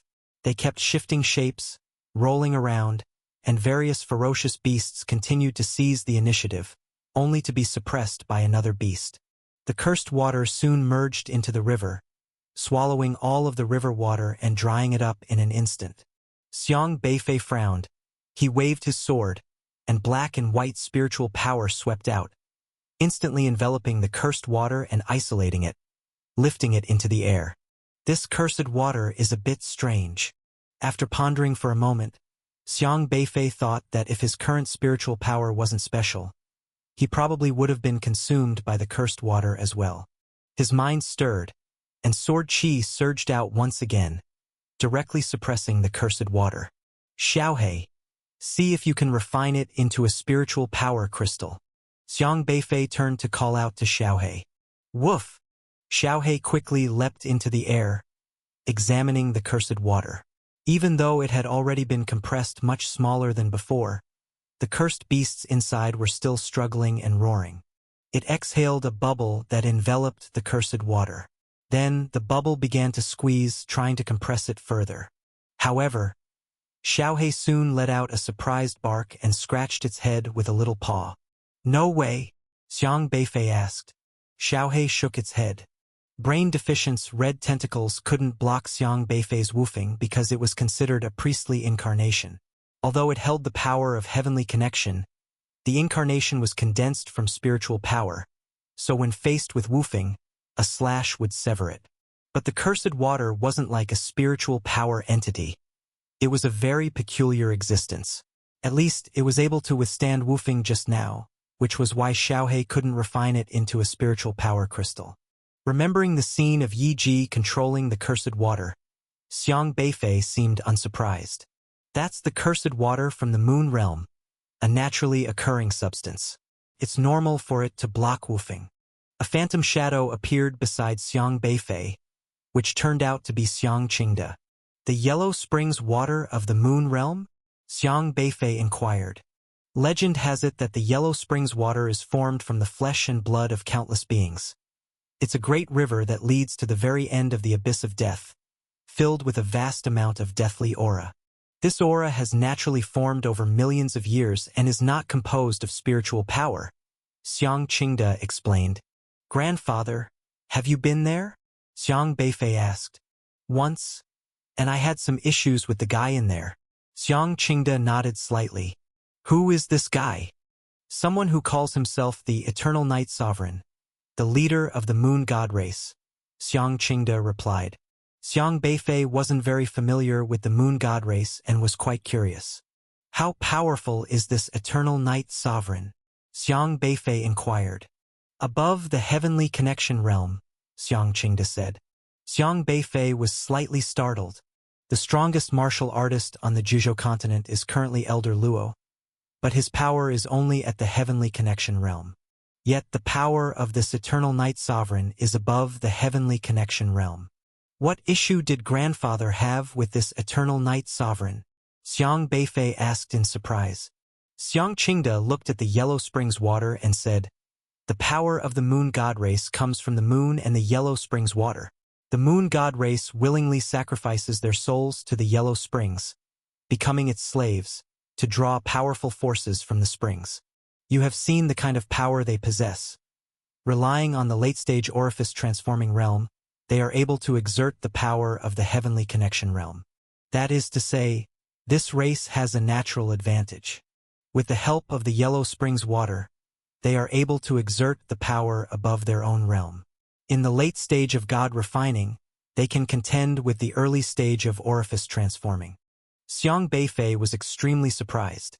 It was as if each meat-winged monster was born able to battle across realms, making this group of monsters terrifyingly powerful. Xiang Qingde continued, "However, the Yellow Springs require the shattered flesh and blood of countless beings to fill it, so these members of the Moon God race travel everywhere to find powerful beings, to kill them, and turn their bodies into bloody water to pour into the Yellow Springs. The stronger the being is in life, the more it can enhance the Yellow Springs.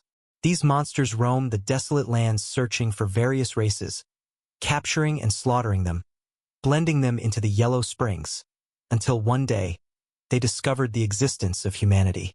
Though they always claim that humans are a despicable race, deep down they know very well that humans are the most perfect race in this world. Just look at the form they use for disguise. All races mainly target human form for evolution. There's a huge number of humans on the Juzhou continent, and both their bodies and souls are very powerful. Sacrificing a human is equivalent to killing dozens of desolate beasts, which to them is a tempting offering. Thus, they set their sights on the Juzhou continent and launched an attack. When did this happen? Over 100 years ago, the Eternal Night Sovereign led the Moon God race to enslave the Juzhou continent, treating humans as sacrificial offerings to the Yellow Springs. I had no choice but to take action, Xiang Qingde recounted. It's not written in the history books. Xiang Beifei remembered the history of the Juzhou continent well, but he didn't recall such a battle with the Rain Moon God race in its history. After a moment of silence, Xiang Qingde slowly said, "Because I was the only one in that battle." Xiang Beifei was extremely shocked. Grandfather defeated the meat-winged monster race alone? Xiang Beifei was staggeringly astounded. Xiang Qingde smiled faintly. I detected it in advance and didn't let them get close to Juzhou because I knew Juzhou's walls couldn't stop that guy from the Eternal Night. If the battle were near Juzhou, it would have destroyed the continent, so I intercepted those fellows in the outer areas. He reminisced about the past with a touch of sentiment, saying, "The Yellow Springs water is much stronger in the hands of the Eternal Night than ordinary people, but I still managed to defeat him. Unfortunately, I didn't kill him. He escaped with the help of the Yellow Springs water." Xiang Qingde spoke of it lightly, as if such a battle was a matter of no importance. However, Xiang Beifei could imagine just how terrifying that battle was. A terror from the immortal realm, not something to be mentioned lightly. Such a level of battle was beyond Xiang Beifei's imagination, akin to an upheaval of heaven and earth. If it weren't for his grandfather's intervention, the entire Juzhou might have been destroyed long ago. Yet all of this, nobody on the Juzhou continent knew. They didn't even know that a powerful master named Xiang Qingde saved the Juzhou continent 100 years ago. Xiang Beifei pursed his lips and said, "No one in Juzhou is clear about this matter." Xiang Qingde smiled calmly and said, "What would it change if they knew? It would only increase panic unnecessarily. Such a degree of battle was beyond the capability of anyone in Juzhou to intervene. Knowing wouldn't help. For a master of his caliber, fame and fortune were like passing clouds." "What happened after?" Xiang Beifei inquired. "I sent Eternal Night back, and I reckon he won't consider attacking Juzhou for a long time. It will take him centuries to recover. Even if he does, as long as I am here, he wouldn't dare to come," Xiang Qingde explained. "But grandfather's strength is no longer there," Xiang Beifei said in a grave voice. Xiang Qingde was slightly taken aback. "I always forget that fact." He sighed lightly. The him before them was just a powerful consciousness left from the past. When he left this consciousness, his strength was still intact, and he feared nothing, even if he were to battle Eternal Night again. However, the latter-day him had no knowledge of what had transpired. The only thing that he could be certain of now was that he no longer had his former strength. If the Moon God race's Eternal Night were to revive and make a comeback, then the current Zhuzhou would absolutely be unable to withstand the onslaught. However, they probably still don't know that something has happened to me. I think, until Eternal Night is certain of this, he wouldn't dare to come carelessly, said Xiang Qingde. This was indeed true. As long as this matter remained secret, Eternal Night would always be wary of Xiang Qingde and wouldn't make a move. If Eternal Night decided to act against Zhuzhou, he would have to ensure Xiang Qingde wasn't present. But Xiang Beifei couldn't completely guarantee that such a thing wouldn't happen because the ghost mustache of remnant visage race had already infiltrated Zhuzhou. And now, with the meat-winged monster and the ghost mustache of remnant visage potentially joining forces, there was no telling what information they might uncover. Xiang Qingde said, "If you encounter these meat-winged monsters you spoke of, make sure not to engage them at night, because they can draw on the power of moonlight and their strength will double. You were quite fortunate today." I understand. Xiang Beifei had a basic understanding of the meat-winged monsters, which would be a great help to him as he moved forward. Xiaohe was circling around the Huangquan water. Since Huangquan water isn't spiritual power, it couldn't be treated like a spiritual power crystal, which made it somewhat disillusioned. But then it seemed to remember something, stretched out a little dog paw, and dipped it into the Huangquan water as if trying to catch something. Be careful. Huangquan water is highly corrosive, Xiang Beifei warned. Woof woof. But Xiaohe didn't seem to care much. It desperately scratched at the Huangquan water for a long time as if trying to grasp something, but its paws were too short to reach. Finally, it simply dunked its head into the water, leaving only its round butt and short legs outside, twisting about. The highly corrosive Huangquan water couldn't harm Xiaohe at all. Xiang Beifei touched his forehead, almost forgetting Xiaohe's tough and thick-skinned nature. This little fellow's combat capability wasn't high on ordinary days, but its thick skin was impervious even to a mound spirit. Realizing it still couldn't reach, Xiaohe simply climbed into the Huangquan water. The eerie creatures started to grab at it, pulling its fur. Seemingly annoyed by the grabbing, Xiaohe opened its mouth wide and snapped randomly, biting at whoever grabbed it. This scene also left Xiang Beifei torn between laughter and tears. The Huangquan monsters probably never dreamed that this dog would be more bizarre than they were.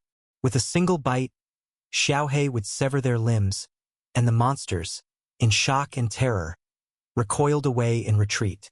Xiaohe fought its way through the creatures.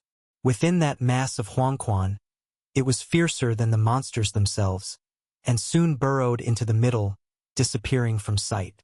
Xiaohe was like a catfish diving into a school of sardines. The monsters in the Huangquan worried less about harming each other and were disturbed by Xiaohe, frantically trying to squeeze their way out. The whole pool of Huangquan water became extremely chaotic. It seemed the creatures feared Xiaohe and were unwilling to stay with it. Xiang Beifei and Xiang Qingde looked at each other in bewilderment. What is the little guy looking for? Xiang Qingde asked with interest. I don't know. It said it seemed to have seen something, Xiang Beifei replied, not very sure himself. Xiaohe dog-paddled in the underworld water, and the underworld monsters bound within it were tormented by Xiaohe, unable to escape, looking utterly disgraced and resentful.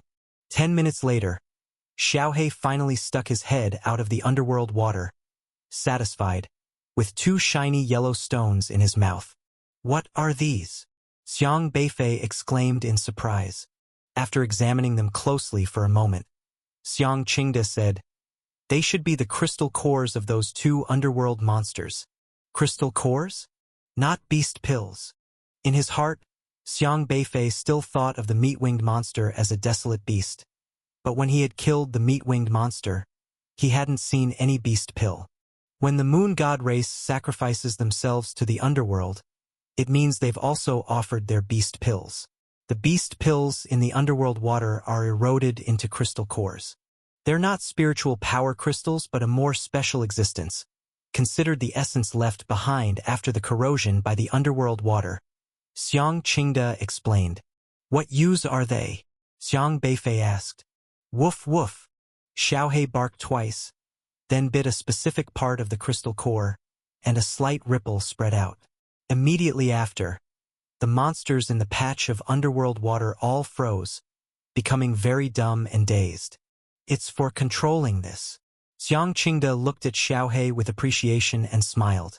So with these crystal cores, we can control this patch of underworld water? Xiang Beifei inquired. As I understand it, it should only be possible to control them temporarily. Since the moon god race dedicated themselves to the underworld, the controlling power of the main underworld river surpasses all else. Before you encounter the true underworld, these crystal cores can control these patches of underworld water. Additionally, they probably also use these to identify their own kind, Xiang Qingde said. Xiang Beifei took the underworld crystal core in hand, tried it out, and made the monsters perform some actions, discovering that controlling the underworld monsters was actually so simple. This was a good thing. With his powerful spiritual power, perhaps he could use the underworld crystal core to disguise himself as one of them and gather some intelligence. Woof woof! Xiaohe dug around in the underworld water again, dragging out an arm. This was a severed arm made of stone, as if it were broken off from some stone sculpture, very crude, and its origin unknown. This arm. Xiang Qingde looked at the stone arm, seemingly taken aback. Xiang Beifei also noticed something special about the stone arm. The corrosive ability of the underworld water was very strong, with ordinary objects being eroded away, stone included, yet this stone arm was perfectly fine. He tapped the stone arm, which emitted a crisp sound, indistinguishable from ordinary stone. However, when Xiang Beifei channeled spiritual power into the stone arm, he found that it elicited no response. This stone arm's feeling, why does it feel like woofing? Xiang Beifei said in astonishment. Woof! Xiaohe indicated that the stone arm was not only like woofing, but also resembled the steel of Wei constellation and the steel of Void constellation. This revelation shocked Xiang Beifei even more. Xiang Qingde had a serious expression, as if deep in thought while staring at the stone arm. Where did Grandpa's woofing come from? Xiang Beifei asked. Xiang Qingde was silent for a moment, then said, acquired from a certain place. Edge Corner Airspace?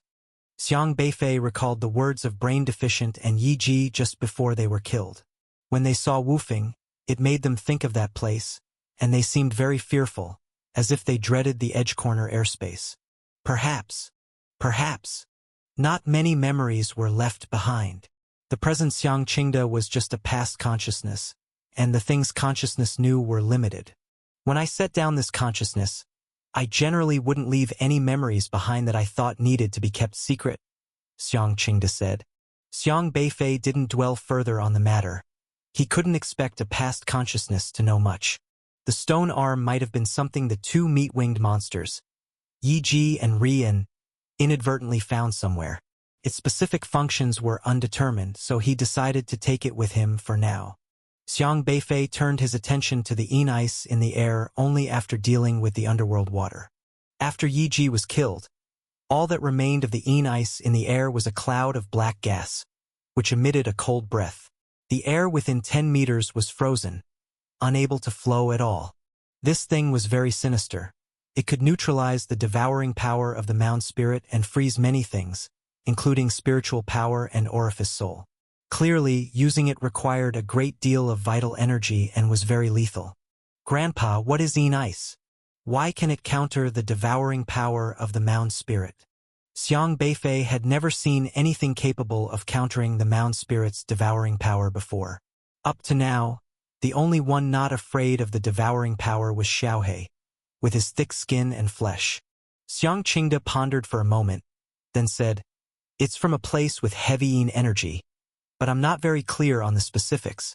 You don't know either, Grandpa? Nothing in this world is absolutely invincible. Although the Mound Spirit can overwhelm all spiritual power, it also has its bane, and not just the Mound Spirit. Even your 5 pieces of stone formation patterns will eventually come across something that can overcome them. That's why in the outside wastelands, one must always maintain a heart of respect, Xiang Qingde explained. The 5 pieces of stone referred to the 2 bricks that Xiang Beifei possessed. Currently, these 2 bricks were invincible for him as many things bound by the golden formation patterns would get immobilized. Xiang Beifei had already resolved many difficulties with these two bricks. However, Xiang Qingda's words gave Xiang Beifei a clear understanding of the path ahead, realizing that he still had much to improve in terms of his own strength. After taking care of all the ghost mustache of Remnant Visage and the meat-winged monsters, Xiang Beifei collected the Yin Ice, using a bubble to contain it. Regardless of where this mass of black mist originated, it was certainly a good thing. When Xiang Beifei returned within the range of the mound spirit, the white flame skeleton, unable to leave the range of the mound spirit, had been anxiously waiting on the periphery for them. "Fire Ancestor, sir. I have seen the Fire Ancestor." The moment he saw Xiang Qingda, his whole being became excited. He hurried over and knelt down respectfully, performing a devout greeting to Xiang Qingda. "Rise, I never taught you this formality." "There's no need for this," Xiang Qingda, who naturally recognized the white flame skeleton, said. His consciousness usually just stayed dormant. The white flame skeleton said in a rough and gruff voice, "You are our entire tribe's lifesaver. This is the highest form of respect we could think of to express to you." After saying this, he also performed a courtesy to Xiang Beifei and said, "And thank you for helping us fend off a formidable enemy." "No need, it was just a helping hand," Xiang Beifei replied. He went back to the vicinity of the magma. By now, the power of the Yin Ice was fading away, and the magma was surging once again. This magma could be controlled using the blood altar. Now, he also needed to think of a way to counter the Yin Ice. Clearly, magma was no longer an invincible defense. If they found Yin Ice to attack again next time, the skeletons probably wouldn't be able to hold them off. However, fortunately, the use of Yin Ice seemed to carry a significant cost.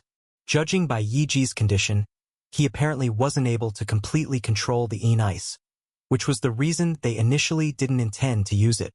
After all, without Xiang Beifei intervening, using a feigned retreat to deceive those naive skeletons was the easiest choice, not needing the troublesome effort of using Yin Ice.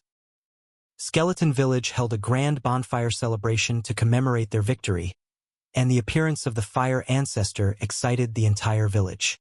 Xiang Beifei, being the Fire Ancestor's grandson, received immense respect. The bonfire event was magical, the most unique bonfire celebration Xiang Beifei had ever seen.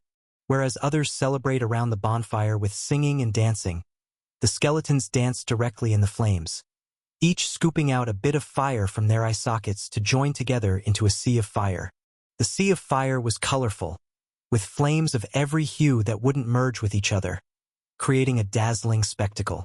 In celebration, every Skeleton Village villager also lit various foods as part of the evening feast, burning leaves, ores, plants, and such, consuming the flames of these burning foods. It was natural for Xiang Beifei and his companions not to eat flames. They needed to eat meat. Since all the desolate beasts within 1,000 miles had been slain, Era excitedly ran beyond 1,000 miles to catch many two-headed cows to slaughter and feast on beef. Era quickly discovered that the quality of the meat grilled with different colored flames was actually different. Beef grilled with orange fire was rich without being greasy. Red fire gave the meat a fragrant spicy taste. Green fire made the meat taste like it was steamed, and beef grilled with blue fire was tender and tingling, as if electrifying the tongue. All night, Era excitedly grilled meat with skeletons of various colors, studying its recipes, which made him extremely happy. Xiaohei, on the other hand, played in the flames everywhere, finding that being toasted by the skeleton's flames was quite comfortable, akin to taking a fire bath. It had every skeleton burn it a bit to experience the sensation of being engulfed in flames. Different colored flames burned with different sensations, and Xiaohei greatly enjoyed this process, feeling much more spirited. In the end, it set its sights on the village chief of Skeleton Village, the White Flame Skeleton, wanting to try out the White Flame Skeleton's white fire. The White Flame Skeleton, being the most powerful, took burning seriously and was worried about hurting Xiaohei, so he hesitated to perform the action. Woof, woof, woof, woof. But Xiaohei persistently nagged and pleaded, claiming it often had an itchy hide that only burning could relieve. Now that itchy problem had recurred, and it wanted to see if the white fire had any effect on relieving the itch. Unable to resist Xiaohei's insistence, the white flame skeleton spoke in his coarse language. "All right then, if it helps you, but the temperature of the flame. Mine is quite high, so brace yourself." Xiaohei indicated that this was no problem at all, and the white flame skeleton carefully breathed white fire onto Xiaohei. Seeing that Xiaohei was unharmed, he gradually increased the intensity of the flame. Woof woof! Xiaohei comfortably rubbed its fur, signaling that the white flame was very comforting to roast around, as if the body was being punctured by toothpicks or electrified by electric eels, with a mix of numbness and crispness, utterly delightful. The entire bonfire celebration was very lively. Some skeletons even shot flames from their eye sockets to set off fireworks, performing various extraordinary acrobatic acts to show their gratitude to the fire ancestor and his grandson. After thinking for a while, Xiaohei felt it couldn't just watch others perform and had to contribute and act itself. So it controlled the monsters in the Yellow Springs water, letting those ferocious and evil spirits, full of murderous aura, do a set of broadcast exercises and even dance a square dance. This left every skeleton utterly dumbfounded. Those brainless monsters from the Yellow Springs probably never dreamed that one day they would obediently perform a dance for everyone to see. A group of Yellow Springs monsters clumsily stretched their hands and feet, spinning, jumping, doing splits, standing on one foot. That being said, if one didn't consider the true nature of these monsters, their broadcast exercise routine was actually quite cute. Yumong didn't like flames and kept following Xiang Beifei around, and it wasn't until Xiaohei told it that green flames could promote its growth that it cautiously went to get burned by the green flame and then joyfully discovered that it had indeed sprouted tender branches. The green flame skeleton was also very friendly towards Yumong. Thus it held Yumong and burned it for an entire night. The celebration lasted an entire day and night before it ended, but Xiang Beifei had left early. He needed to cultivate. His current cultivation level was actually only at the mid-stage of orifice transforming, and his ability to deal with Yi Ji and Brain Deficient relied on his trump cards and his grandfather's guidance. Xiang Qingde required him to continue cultivating, and he was not allowed to proceed further if his cultivation didn't reach the heavenly connection realm.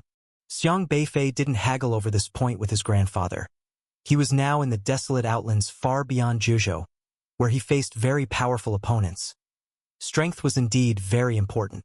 He returned to his cultivation. Time flew by, and in the blink of an eye half a year had passed. Warming the orifice soul didn't pose much difficulty for Xiang Beifei. In his journey of cultivation, he had always progressed faster than others, not to mention now that he had the guidance of a powerful figure like Xiang Qingde. Through absorbing spiritual power crystals, Xiang Beifei's orifice soul was cultivated to a very harmonious state.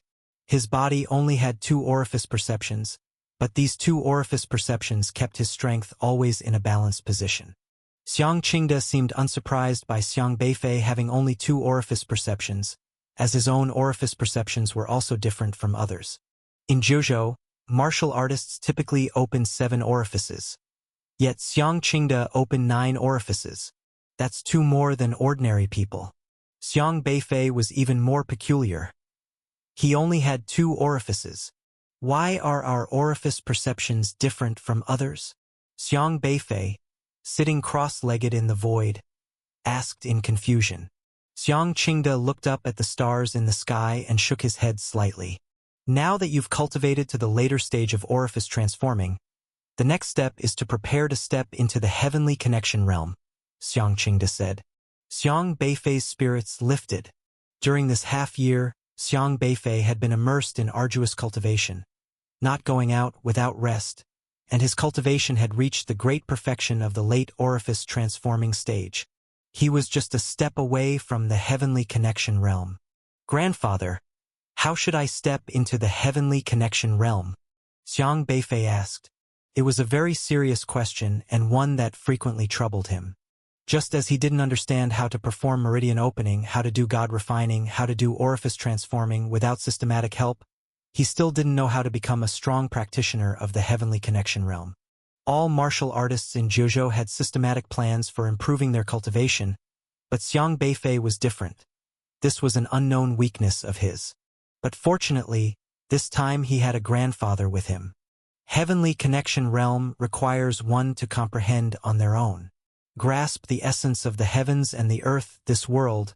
There are various rules between heaven and earth. You know what rules are. As someone who can control the system of everyone, you surely understand better than anyone else, said Xiang Qingde. I understand, Xiang Beifei replied with a slight nod. This world is filled with unique rules, and many martial artists manage to wield their rule abilities through systems. The most typical one is Gao Zhua, who possesses the unparalleled chess player system. To defeat him, one must play according to the rules of his chess game. Only through playing chess can one overcome him. That is a most representative system of the rule type. But not limited to this system alone, Xiang Beifei had encountered nearly every type in Jizhou, each with its unique set of rules.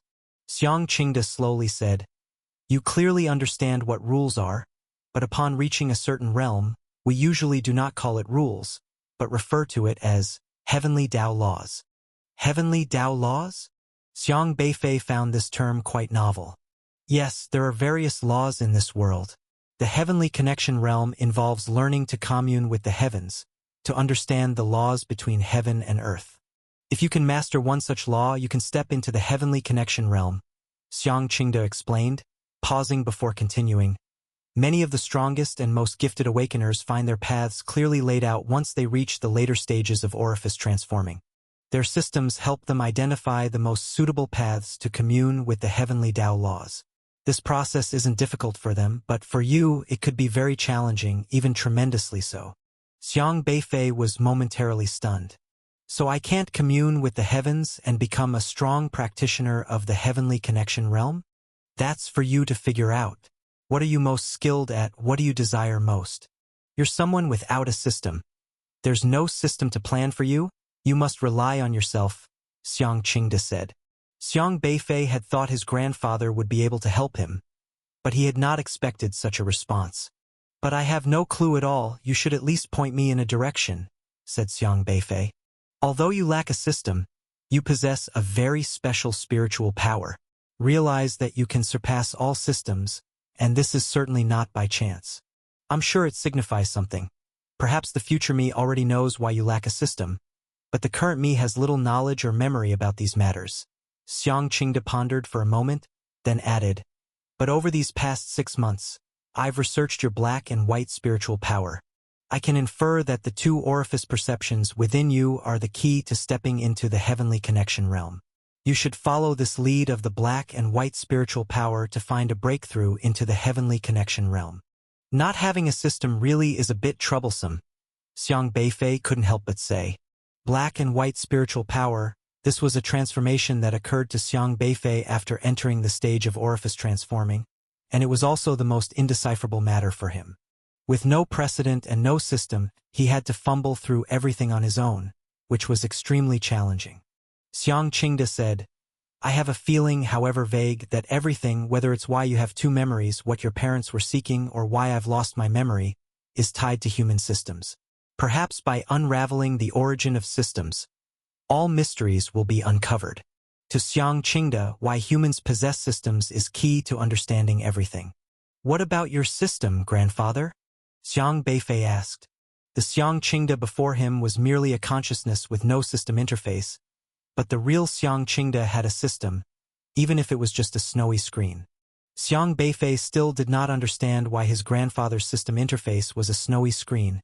What kind of situation could lead to such a phenomenon, which had puzzled him all this time without an answer. Xiang Qingde shook his head again. The consciousness did not contain memories about these matters. He didn't even know what his own system was. What about my parents' systems? Didn't you ask them the last time they were here? Xiang Beifei asked. They had already reached the Heavenly Connection Realm when they came here. I didn't pay much attention to those details, Xiang Qingde responded. Those 2 irresponsibly hidden in their true strength. Xiang Beifei couldn't help but grumble internally. After a pause, Xiang Qingde suddenly became very serious and said, although I lack future memories, the person who understands me the best must be myself. I can vaguely guess that you being without a system is to avoid some terrible calamity. Perhaps at the ends of the outer domain wasteland, I encountered something extremely horrifying. For He was silent for a long time before he finally spoke softly. If even I felt hopeless, then it certainly isn't anything good.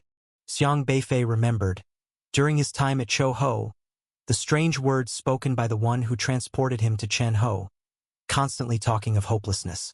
Those points were clear to Xiang Qingde, but he could not confirm what exactly he had encountered afterward. Xiang Beifei did not press further because questioning a consciousness from over 30 years ago was utterly meaningless. He hadn't even been born 30 years ago, and too many things could have changed since.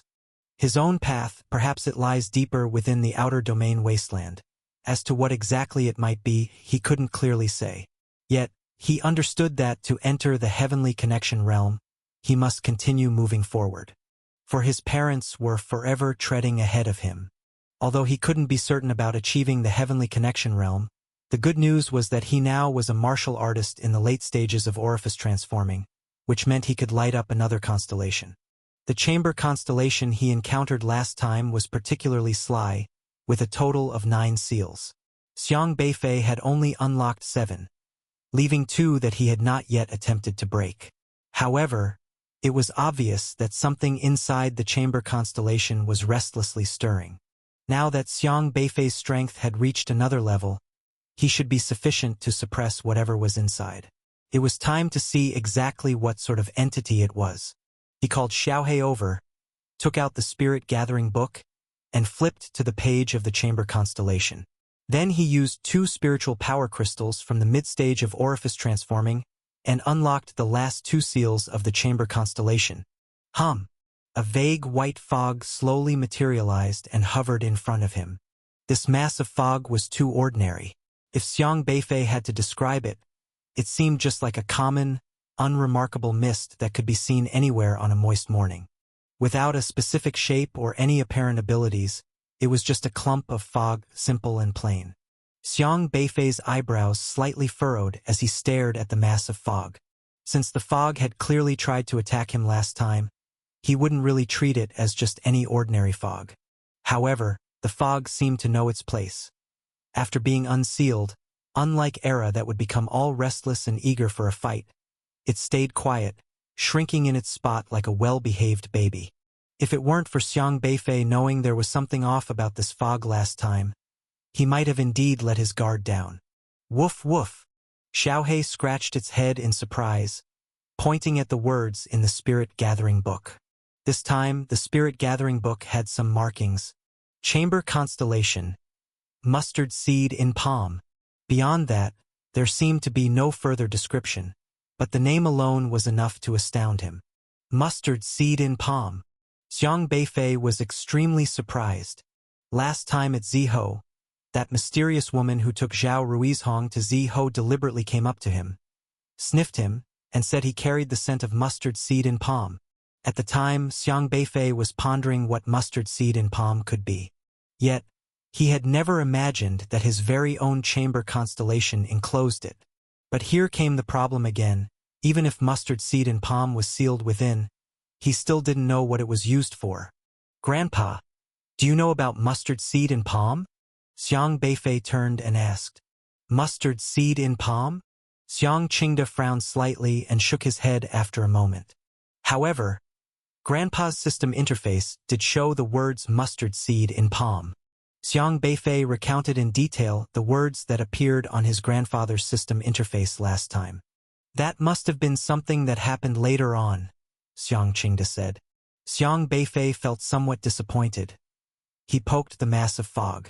It felt soft and elusive, and it lacked even a scent. Xiang Beifei could not smell the scent of mustard seed in palm, mentioned by the mysterious woman. The fog seemed to be playing dead, completely ignoring Xiang Beifei, and he had no idea how to control it.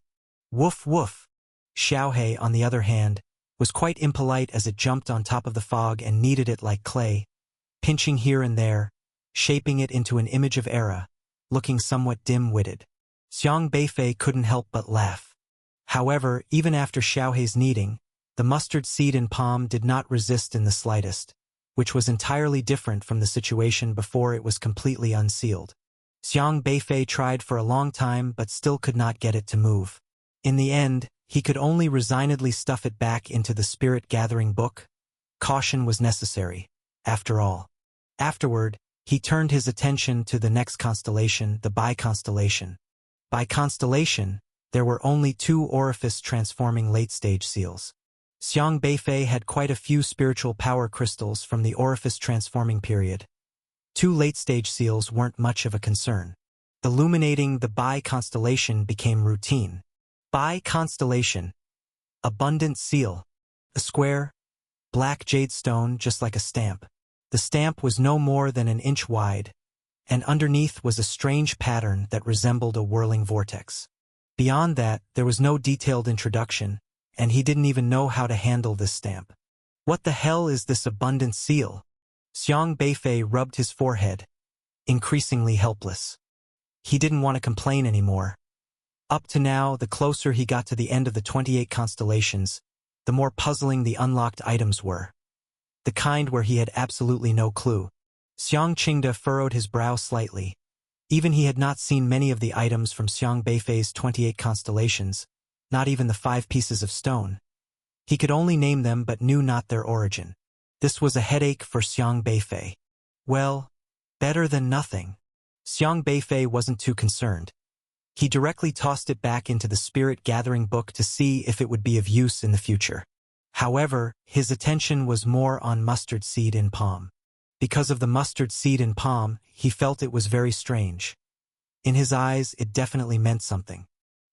Xiang Beifei eventually set out, departing from Skeleton Village. After half a year in Skeleton Village, Xiaohe and Era had become familiar with the skeletons. Era, especially, was quite reluctant to leave. After all, it had been catching desolate beasts for barbecuing, tirelessly experimenting with recipes, and even created dishes with different flavors based on different flames. For example, Era's current favorites were the white, red, green, and purple flames, 4 types of flames that produced a mix of 4 different flavors. Before leaving, it took a large amount of this flame-mixed roasted beef, storing it in Xiaohe's bubbles. Xiang Beifei couldn't help but be reminded of Kong Daming's gluttonous feast system. When he was a pioneer, he possessed culinary skills, and he had a special ability named Samadhi Fire, which allowed him to infuse the flavor of cumin, spicy hot, and 5-spice into the fire when roasting desolate beasts. His ability seemed to be not much different from the flames used by the skeletons. Perhaps the essence of this world was interconnected after all. Young Master Xiang, please take care. On behalf of the Sea Fire Tribe, I thank you once again. The white flame skeleton accompanied Xiang Beifei all the way to the border of Siho, bowing solemnly. No need to thank me. I've reorganized this place, and the formations I've laid down are sufficient for dealing with those ghost whiskers of remnant visage. The conscious my grandfather left behind will protect you, Xiang Beifei stated. Xiang Qingde watched his departing grandson, with worry and reluctance in his eyes. He was merely an independent consciousness that remained, bound to this land and unable to stray too far. Otherwise, he would have followed Xiang Beifei on his journey no matter what. Be careful. Xiang Qingde patted Xiang Beifei's shoulder. I will, Xiang Beifei replied. He was going to seek the end of the outer wilds, to find the Tao that belonged to him. Yumong scampered out from the embrace of a green flame skeleton, where it had been rooted among the bones for the past half-year, growing robustly. Yet, compared to them, it still preferred Xiang Beifei's spiritual power. All the skeletons stood there watching Xiang Beifei. Then each of their eye sockets flashed with a faint flame. These flames, varying in color, swirled in the air like fireworks, converging around Xiang Beifei. This is a little bit of the life essence fire from all our tribe's people, hoping to be of some assistance to you. Our very existence is to nourish and nurture this essence fire. The white flame skeleton bowed and said, the life essence fire was fundamental to the skeleton's existence. A race born from these fires, extinguishment meant their life's end. This was similar to the life essence stones of the stone people encountered earlier. The life essence fire possessed immense power. To the moon god race, it was a supreme offering to exchange for greater might from the underworld. It was also a sought-after prize by the moon god race and the ghostly visage. For Xiang Beifei, having the life essence fire's use was unknown. But to Era, it was a condiment, and thus it was more overjoyed than anyone else, happily accepting it. After farewells, Xiang Beifei continued on his way to the next mound. He had controlled the mound spirit of the blood altar with 2 bricks, transforming the mound spirit into a compass. The compass pointed the direction very accurately. Next target, Wu Ho. The boundless Gobi Desert exhaled white-hot vapors as the temperature soared over 100 degrees Celsius, hot enough to boil water. Bizarrely, there were 2 suns in the sky above, so when one looked up, it was as if seeing 2 enormous grindstones, red and glowing. These suns were 4 or 5 times larger than the ordinary sun, seemingly pulled closer to Earth. No wonder it was hot enough to steam sweet potatoes. Such giant suns were worrisome indeed, with scorching heat waves rolling over the desert, making every step feel like a sauna. Despite the extraordinary heat, some plants still managed to grow here, though most were wilted from the sun. Only countless cacti stood strong and unwavering. Cacti were the most common sight in this desert, growing exceptionally tall, most over 10 meters, with girths so large it would take 2 or 3 people to encircle one. To withstand such high temperatures, these were undoubtedly not simple plants, but powerful plant-type desolate beasts. Xiang Beifei had been trekking across this barren wilderness for who knows how long, yet could not see any end to it. Since traveling also required spiritual power, he decided to rest for a moment. Let's rest a bit. He found the most robust cactus, which offered a large shadow underneath it for rest. He simply used the breath soil to separate the ground below, creating a small, cool pavilion. Woof woof. Xiaohei, feeling thirsty, wanted a drink of water. It saw bulging pouches on the cactus, mistaking them for water storage, so it poked one, rupturing the inflated pouch.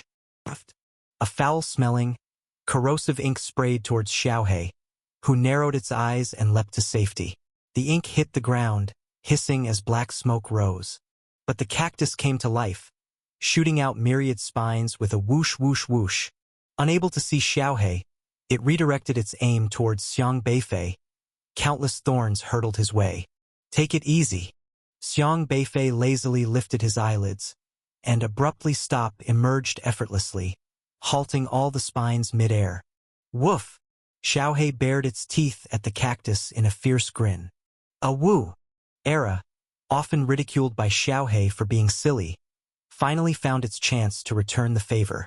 With a proud swish of its tail, the cactus that had been violently targeting Xiang Beifei suddenly froze mid-assault, then obediently extended an inconspicuous root in their direction. The root split open to reveal a clear water sac, the laboriously stored water of the cactus. A woo! Era patted the cactus contentedly and took the stored water. After a thought, feeling it shouldn't take the water for nothing, it swished its tail again, a green light rippling from its tail to the cactus. The cactus seemed utterly comfortable as it shuddered, becoming noticeably thicker. Era had the ability to control all plants and was kindly regarded as the king of plants, usually friendly towards plant-type desolate beasts. Xiang Beifei sat beneath the cactus, pondering over the 2 massive suns in the sky. But come to think of it, why are there 2 suns here? He found it very strange since there had only been 1 sun in the sky when he started his journey. As he moved forth and the heat intensively grew, suddenly a second sun appeared. The sun being directly overhead, Xiang Beifei didn't pay much heed and didn't even notice when the second sun appeared. Woof woof. Xiaohei felt there was something sinister about that second sun and asked Xiang Beifei if they should ascend and attempt to pluck this thing from the sky to examine it. You can give it a try, Xiang Beifei said. He had tried such a thing before. The skies of the outer realm wasteland were incredibly high, and one couldn't fly out of this space even after ascending tens of thousands of kilometers.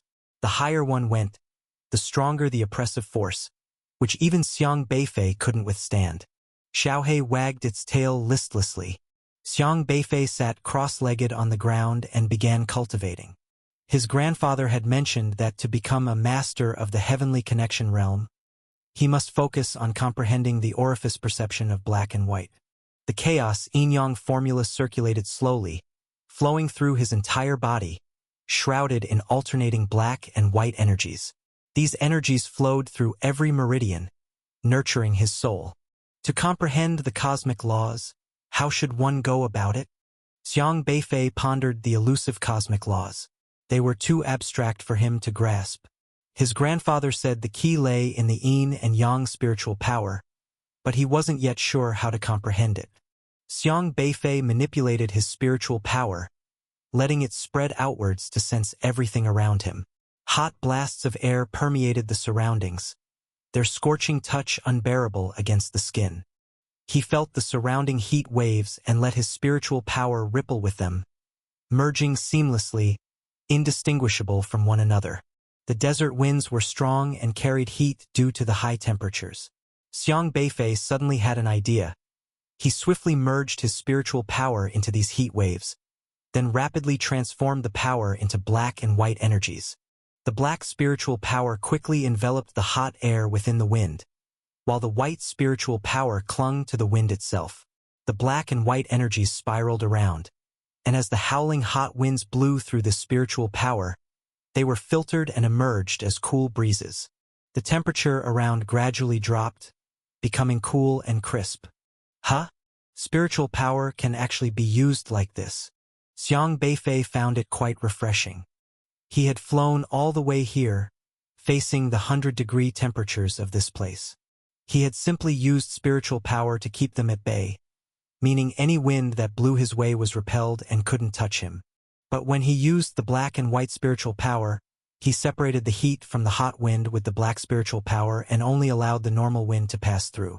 In this way, his black and white spiritual power was like having a portable air conditioner. So the current situation was that, although Xiang Beifei was in the desert with hot winds blowing at temperatures over 100 degrees, after passing through the black and white spiritual power barrier in front of Xiang Beifei, the wind turned into 20 degrees, feeling a bit cool when blowing. Little Yu Meng quite enjoyed these cool breezes because the high temperatures outside could easily dry it out, so it clung tightly to Xiang Beifei's shoulder, letting the cool wind rustle the leaves on its head, feeling very comfortable. Then does the black and white spiritual power have other uses? Xiang Beifei pondered, then looked back at the cactus that had just shot spines at him, patted the cactus and said, "Hey, big guy, try spitting ink at me again." However, the cactus obviously trembled, daring not to move an inch. This cactus, although having been tamed by Era just now, was actually quite powerful. Although it was just a plant, if it really fought, the spines it sprayed were not weaker than a desolate beast in the late god refining stage, so it had intelligence. This cactus couldn't talk, but it could perceive Xiang Beifei's strength. Hearing what Xiang Beifei said, it even thought he was threatening it. It dared not challenge Xiang Beifei. "Era, let it spray some ink. I want to do an experiment," Xiang Beifei said. "Ow woo." The wooden Kirin happily wagged its tail, and the cactus trembled before reluctantly spraying a stream of black ink with a strong corrosive nature towards Xiang Beifei. The black ink landed on Xiang Beifei's spiritual power barrier quickly, and the black and white spiritual power immediately swept out. The black spiritual power clung to the ink, intercepting all the corrosive energy, while the white spiritual power stuck to the remaining material. After the black ink sprayed over, it surprisingly turned into a clump of pure water. Xiang Beifei's eyes lit up. He carefully gathered the pure water together, stirred it gently, and found no impurities within, truly pure water. All the impurities were blocked by the black spiritual power. Goodness! This black and white spiritual power even comes with purification. Xiang Beifei was increasingly astonished. He asked the cactus to spray more ink and conducted several experiments. He found that as long as he controlled the black and white spiritual power well, he could allow different components of the ink to come through. For example, if he let only the white spiritual power attach to the pure water, he could block the pure water outside and let only the corrosive substances rush in. If used well, this ability could even be applied elsewhere. For instance, in the face of an opponent, if the opponent brought all kinds of powerful attacks made of spiritual power, he would only need to erect a barrier of black and white spiritual power in front of him. By filtering through the opponent's spiritual power, the attacking part of the force could be blocked, allowing only non-aggressive power to come through, which equated to dismantling the opponent's attack. With this idea in mind, Xiang Beifei decided to begin trying, this time with the cactus's spine attack. Shoo! Shoo! Shoo! Countless finger-long spines hit Xiang Beifei's spiritual power and were instantly softened and decomposed. By the time they reached Xiang Beifei, they were just soft, fluffy fibrous scraps. Afterward, he sought out Era for experiments. Era had been in Skeleton Village for half a year, claiming to research cooking recipes. So it often traveled far and wide with Xiaohei to hunt down desolate beasts for barbecuing. Sometimes they encountered desolate beasts they couldn't beat, and they were always solved invisibly by Xiaohei. They slaughtered quite a number of desolate beasts even in the early orifice transforming stage.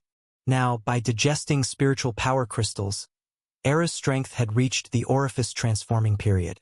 Era, come on, let your spiritual power hit me. Xiang Beifei was eager to try. Ao Wu. Era, being naturally active, heard about the fight and immediately wagged its tail joyfully, leaping into midair. A strong green spiritual power rapidly bombarded towards Xiang Beifei. This green spiritual power was full of vitality but very aggressive, carrying a hint of daftness. Era's spiritual power crashed into Xiang Beifei's spiritual power. The black and white spiritual power circulated again, separating and lightly attaching itself to Era's spiritual power. The black spiritual power immediately clung to the violent green spiritual power, dissolving Era's spiritual power. By the time Era's aggressive spiritual power came through, it was like a pure breeze, brushing against the skin without causing any pain or itchiness. It even filtered out Era's natural silly demeanor. Xiang Beifei was very surprised. Era, after my treatment, your spiritual power has lost its silliness. Ao Wu. Era didn't quite understand. It means your spiritual power has become smarter. Ao Wu. Era suddenly realized and smugly raised its head, indicating, of course, I'm not a fool. Xiaohei snickered with a woof woof beside them. This blockhead didn't understand the hidden meaning in Xiang Beifei's words. Black and white spiritual power. It's actually this profound. He seemed to vaguely understand why the black and white spiritual power was special. In this world, everything has a dual nature. There's evil where there's good, negative where there's positive, and even Era's attacks were no exception. The wooden Kirin's spiritual power actually contained an immense vitality, which could encourage plants to grow more vigorously. But when this vitality gathered in excess, it could cause great destructive power, something not even plants could withstand. And what Xiang Beifei needed to do was to use his own black and white spiritual power to differentiate the dual nature of the target, and then selectively filter out one aspect, thereby weakening the target's strength. Yin Yang Tu Qi. So this is how it should be utilized. With a thoughtful look, Xiang Beifei pondered if that was the case. Then the heavenly Tao laws he needed to comprehend upon entering heavenly connection might definitely be the way of black and white, yin and yang. He decided to take some time to study it thoroughly. Xiang Beifei continued to cultivate his black and white spiritual power under the cactus for hundreds of hours. According to Zhuzhou's time, this amounted to more than 10 days. However, the peculiar thing about this desert was that it hadn't gotten dark even after hundreds of hours. The two suns in the sky looked very diligent, as if they were reluctant to set. But he didn't mind much, since he was already accustomed to all sorts of strange geographical phenomena in the wilderness beyond the domain. How long the daylight of the Gobi Desert lasted didn't really bother him. While Xiang Beifei was cultivating, Yumong indulged himself by swallowing the overflowing spiritual power from Xiang Beifei, without any worry. Era and Xiaohei were sound asleep. The three of them were always relaxed, and with Xiang Beifei filtering out the heat, sleeping was incredibly comfortable. The cactus behind him also possessed its own intelligence. It did not dare disturb Xiang Beifei, but nevertheless followed Yumong's lead, swallowing the spiritual power that Xiang Beifei emitted. If not differentiated, Xiang Beifei's spiritual power was a very profound thing, a tonic for the cactus. Xiang Beifei knew that the cactus was secretly siphoning his spiritual power, but he didn't mind and continued his cultivation. However, Soon the sky above the Gobi gradually darkened, and instead of setting in the west, the two suns slowly faded away as if suddenly turning from the bright sun to a red moon. The light around them gradually disappeared, and twilight finally descended, bringing the Gobi to night. At that moment, the violent wind that had been blowing through the Gobi suddenly quieted down. All the winds ceased, the sand stopped moving, and the whole world seemed to come to a standstill, deathly silent. Dong! Dong! Dong! Deep in the desert, suddenly there came the sound of a bell, deep and sonorous, carrying a hint of ancientness, reverberating far and wide. The sound brought Xiang Beifei out of his meditation. He frowned slightly and looked in the direction of the noise while listening carefully. Kill! With our bodies, rebuild the glory of our ancestors. In the darkness, it seemed as if countless people were screaming and fighting fiercely. Boom! Boom! Boom! The ground also trembled slightly, and waves of spiritual power traveled from afar. The atmosphere of the Gobi suddenly became charged with a sense of impending battle. This fluctuation of spiritual power, is it human? Xiang Beifei was quite surprised. In the wilderness beyond where desolate beasts roam, if Xiang Beifei heard human speech, he wouldn't necessarily consider the other party human, for there were creatures like the meat-winged monster and the ghost mustache of remnant visage. However, he could clearly distinguish the lingering spirit waves of a human. In this vast desert, the sudden voice of a person and the human spiritual power fluctuations were a long-missed feeling that surprised him greatly. Apart from his grandfather, it had been more than half a year since he last saw a real person. Let's go have a look, Xiang Beifei said. He immediately stood up and shook Xiaohe and Era, who were fast asleep next to him. Era lay on its back with all 4 feet in the air, with Xiaohe lying on Era's belly. Era embraced Xiaohe with its hooves, a touching sight in their sleep, probably because Xiang Beifei provided such a comfortable sleeping environment, and there was no danger nearby. The two of them slept soundly. When shaken awake, they were still drowsily hugging each other. Xiang Beifei then dragged the two creatures up and tossed them onto his shoulders. Yumong was always vigilant. While Xiang Beifei practiced, it quietly absorbed the spiritual power he emitted, and when Xiang Beifei finished his cultivation, it consciously crawled into his shirt pocket and then poked out its little head.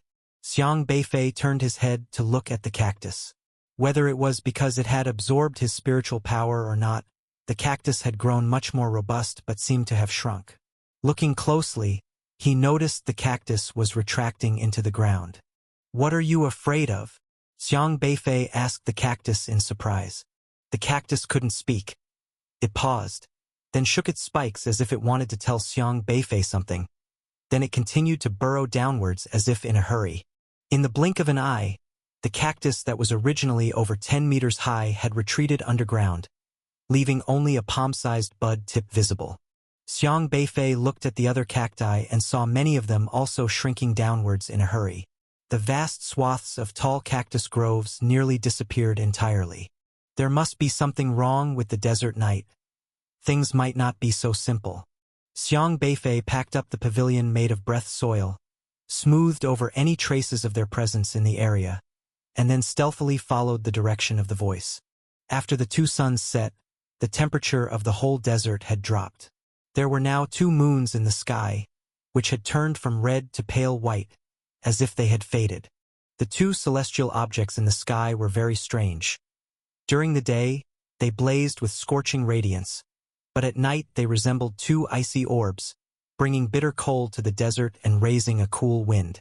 At this moment, the sound of a bell dong, dong, dong became louder and seemed very close. The ground vibrated more violently, and the spiritual power fluctuations were exceptionally distinct. To avoid drawing attention, Xiang Beifei intentionally limited the range of his spiritual power while staying alert to his surroundings, always ready to flee at a moment's notice. About 10 minutes into flying, he saw a vast expanse of Gobi up ahead, reaching hundreds of meters high. The cracks in the Gobi were evident. It looked as if something had shattered half of it. The bells ringing came from behind the Gobi. Xiang Beifei leaped to the top of the Gobi peak and looked forward. Beyond the Gobi was an endless desert, but not far from the Gobi in the air was a huge stone gate built from large stone slabs. The two stone slabs were very long, about 30 to 40 meters, standing straight in the desert. Another stone slab lay horizontally across them, forming a towering door. This door had a chain attached with an ancient stone bell hanging from it. The stone bell was enormous. It was roughly estimated to be about 10 meters tall and 3 to 4 meters thick, with some carvings on it. It reflected the cold light under the moonlight from the two moons in the sky. Dong! Dong! Dong!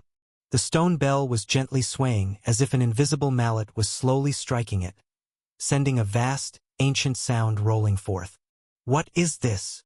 Xiang Beifei said as he gazed at the stone bell. The bell emitted a strange aura, one that he couldn't quite identify. Because of this uncertainty, he didn't rashly approach. The waves of the bell rolled out one after the other. When the sound spread, it seemed to lift a wave in the desert.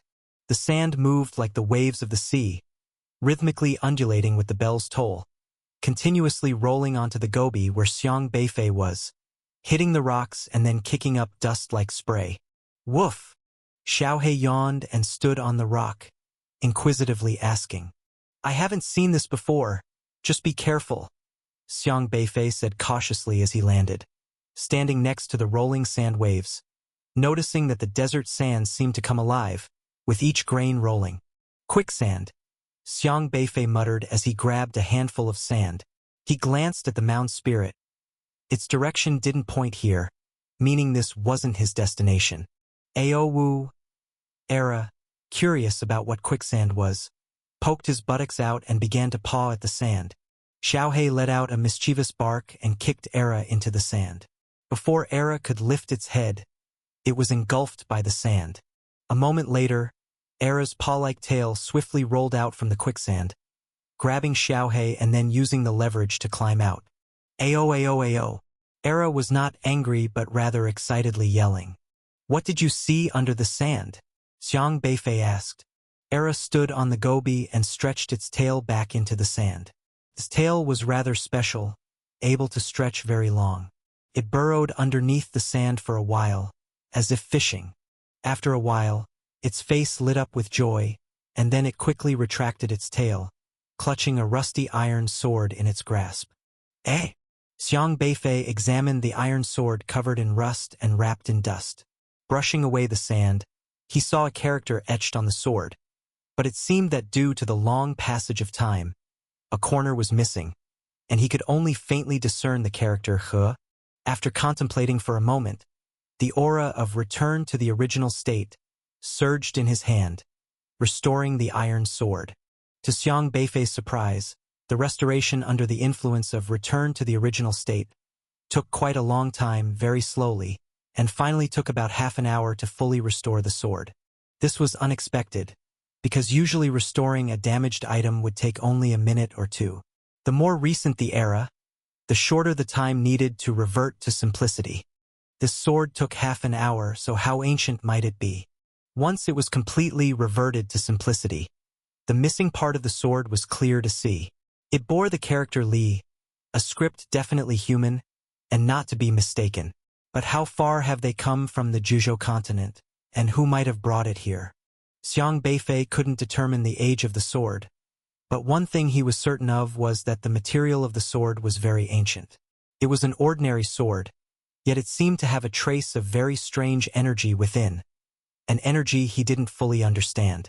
At this moment, Era was fishing with its large tail, quickly pulling up several swords of the same material. Their conditions varied, but all were rusted. If restored, they appeared to be swords from the same batch. After a while, Era suddenly muttered to itself, then flicked its tail, and this time, it fished up a copper axe with a missing corner from the sand. The whole axe was made of copper, its handle broken off as well. Despite being covered in verdigris, the pattern on it was faintly discernible. With the tolling of the bells, the sand waves in front became increasingly turbulent. There was no need for Era to use its tail to fish for them, as many damaged weapons were being swept up into the sand waves, bobbing up and down, half buried, half exposed. What on earth is this place? The more Xiang Beifei looked, the more bewildering it became. It seemed to resemble an ancient battlefield, yet these damaged weapons were clearly of human use. He decided to go forward to check, immediately heading towards the grand stone bell. But just as he stepped over the yellow sands, the sword in his hand, restored moments before, suddenly decayed again as if affected by the years, and reverted back to a rusty, broken sword. This turn of events deepened Xiang Beifei's confusion. He stored the broken sword and continued flying forward. As he neared the stone bell, the desert's windswept sands became more and more intense.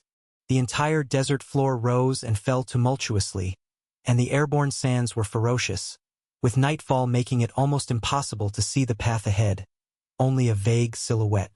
The sand here felt extremely bizarre, and even Xiang Beifei couldn't see it clearly. He cautiously landed on a dune, but the sand dune was constantly shifting, and stepping on it would cause him to sink, so he could only stay afloat.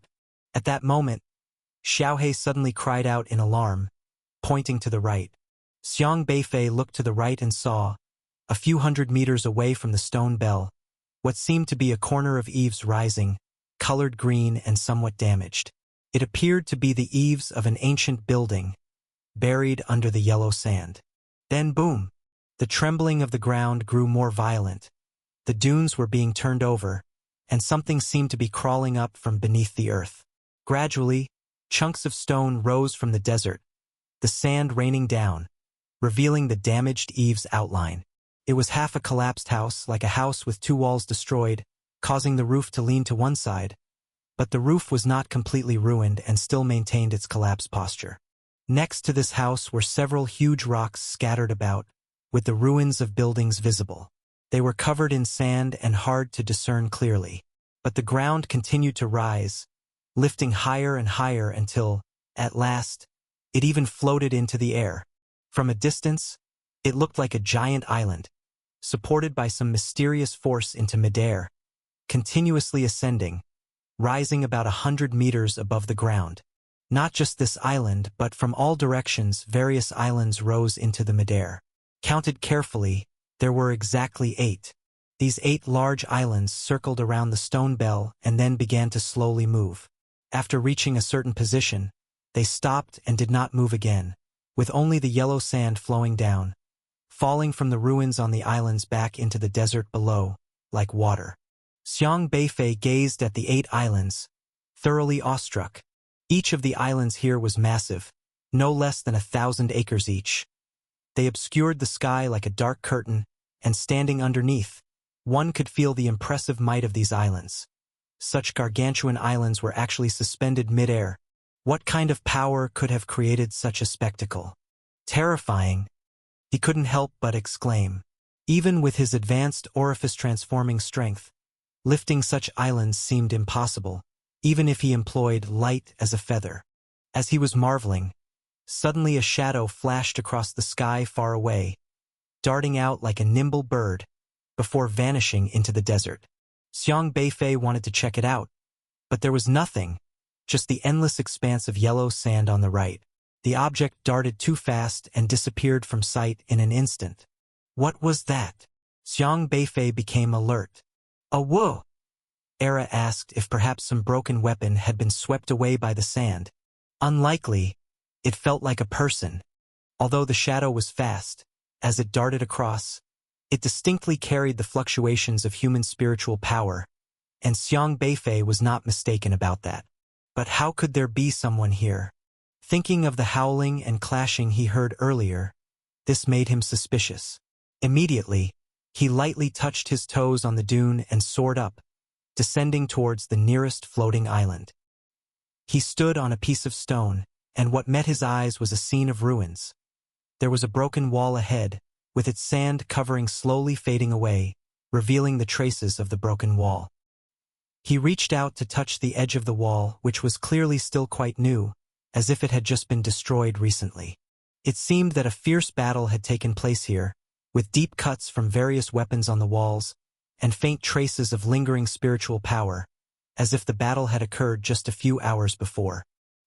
He carefully walked forward, attentive to his surroundings, Even in these ruins there were trees that had been split, their branches and foliage destroyed, buried in the yellow sand for so long, yet still uncorroded, which was very strange. Era's gaze firmly fixated on those trees. As if sensing something, it let out a low "awoo." "You can't control these trees?" Xiang Beifei asked in surprise. "Awoo." Era quickly jumped onto the trees, scraping at the dead wood with its hooves. But the wood could not be awakened, which displeased Era. Xiang Beifei tried using his return to the original state to restore the withered tree, but soon realized that his return to the original state had no effect upon contact with the dry wood. In this ruin, there seemed to be an invisible force resisting his return to the original state, preventing him from fully manifesting his abilities. This was the first time he had encountered such a thing. "Let's not worry about this now."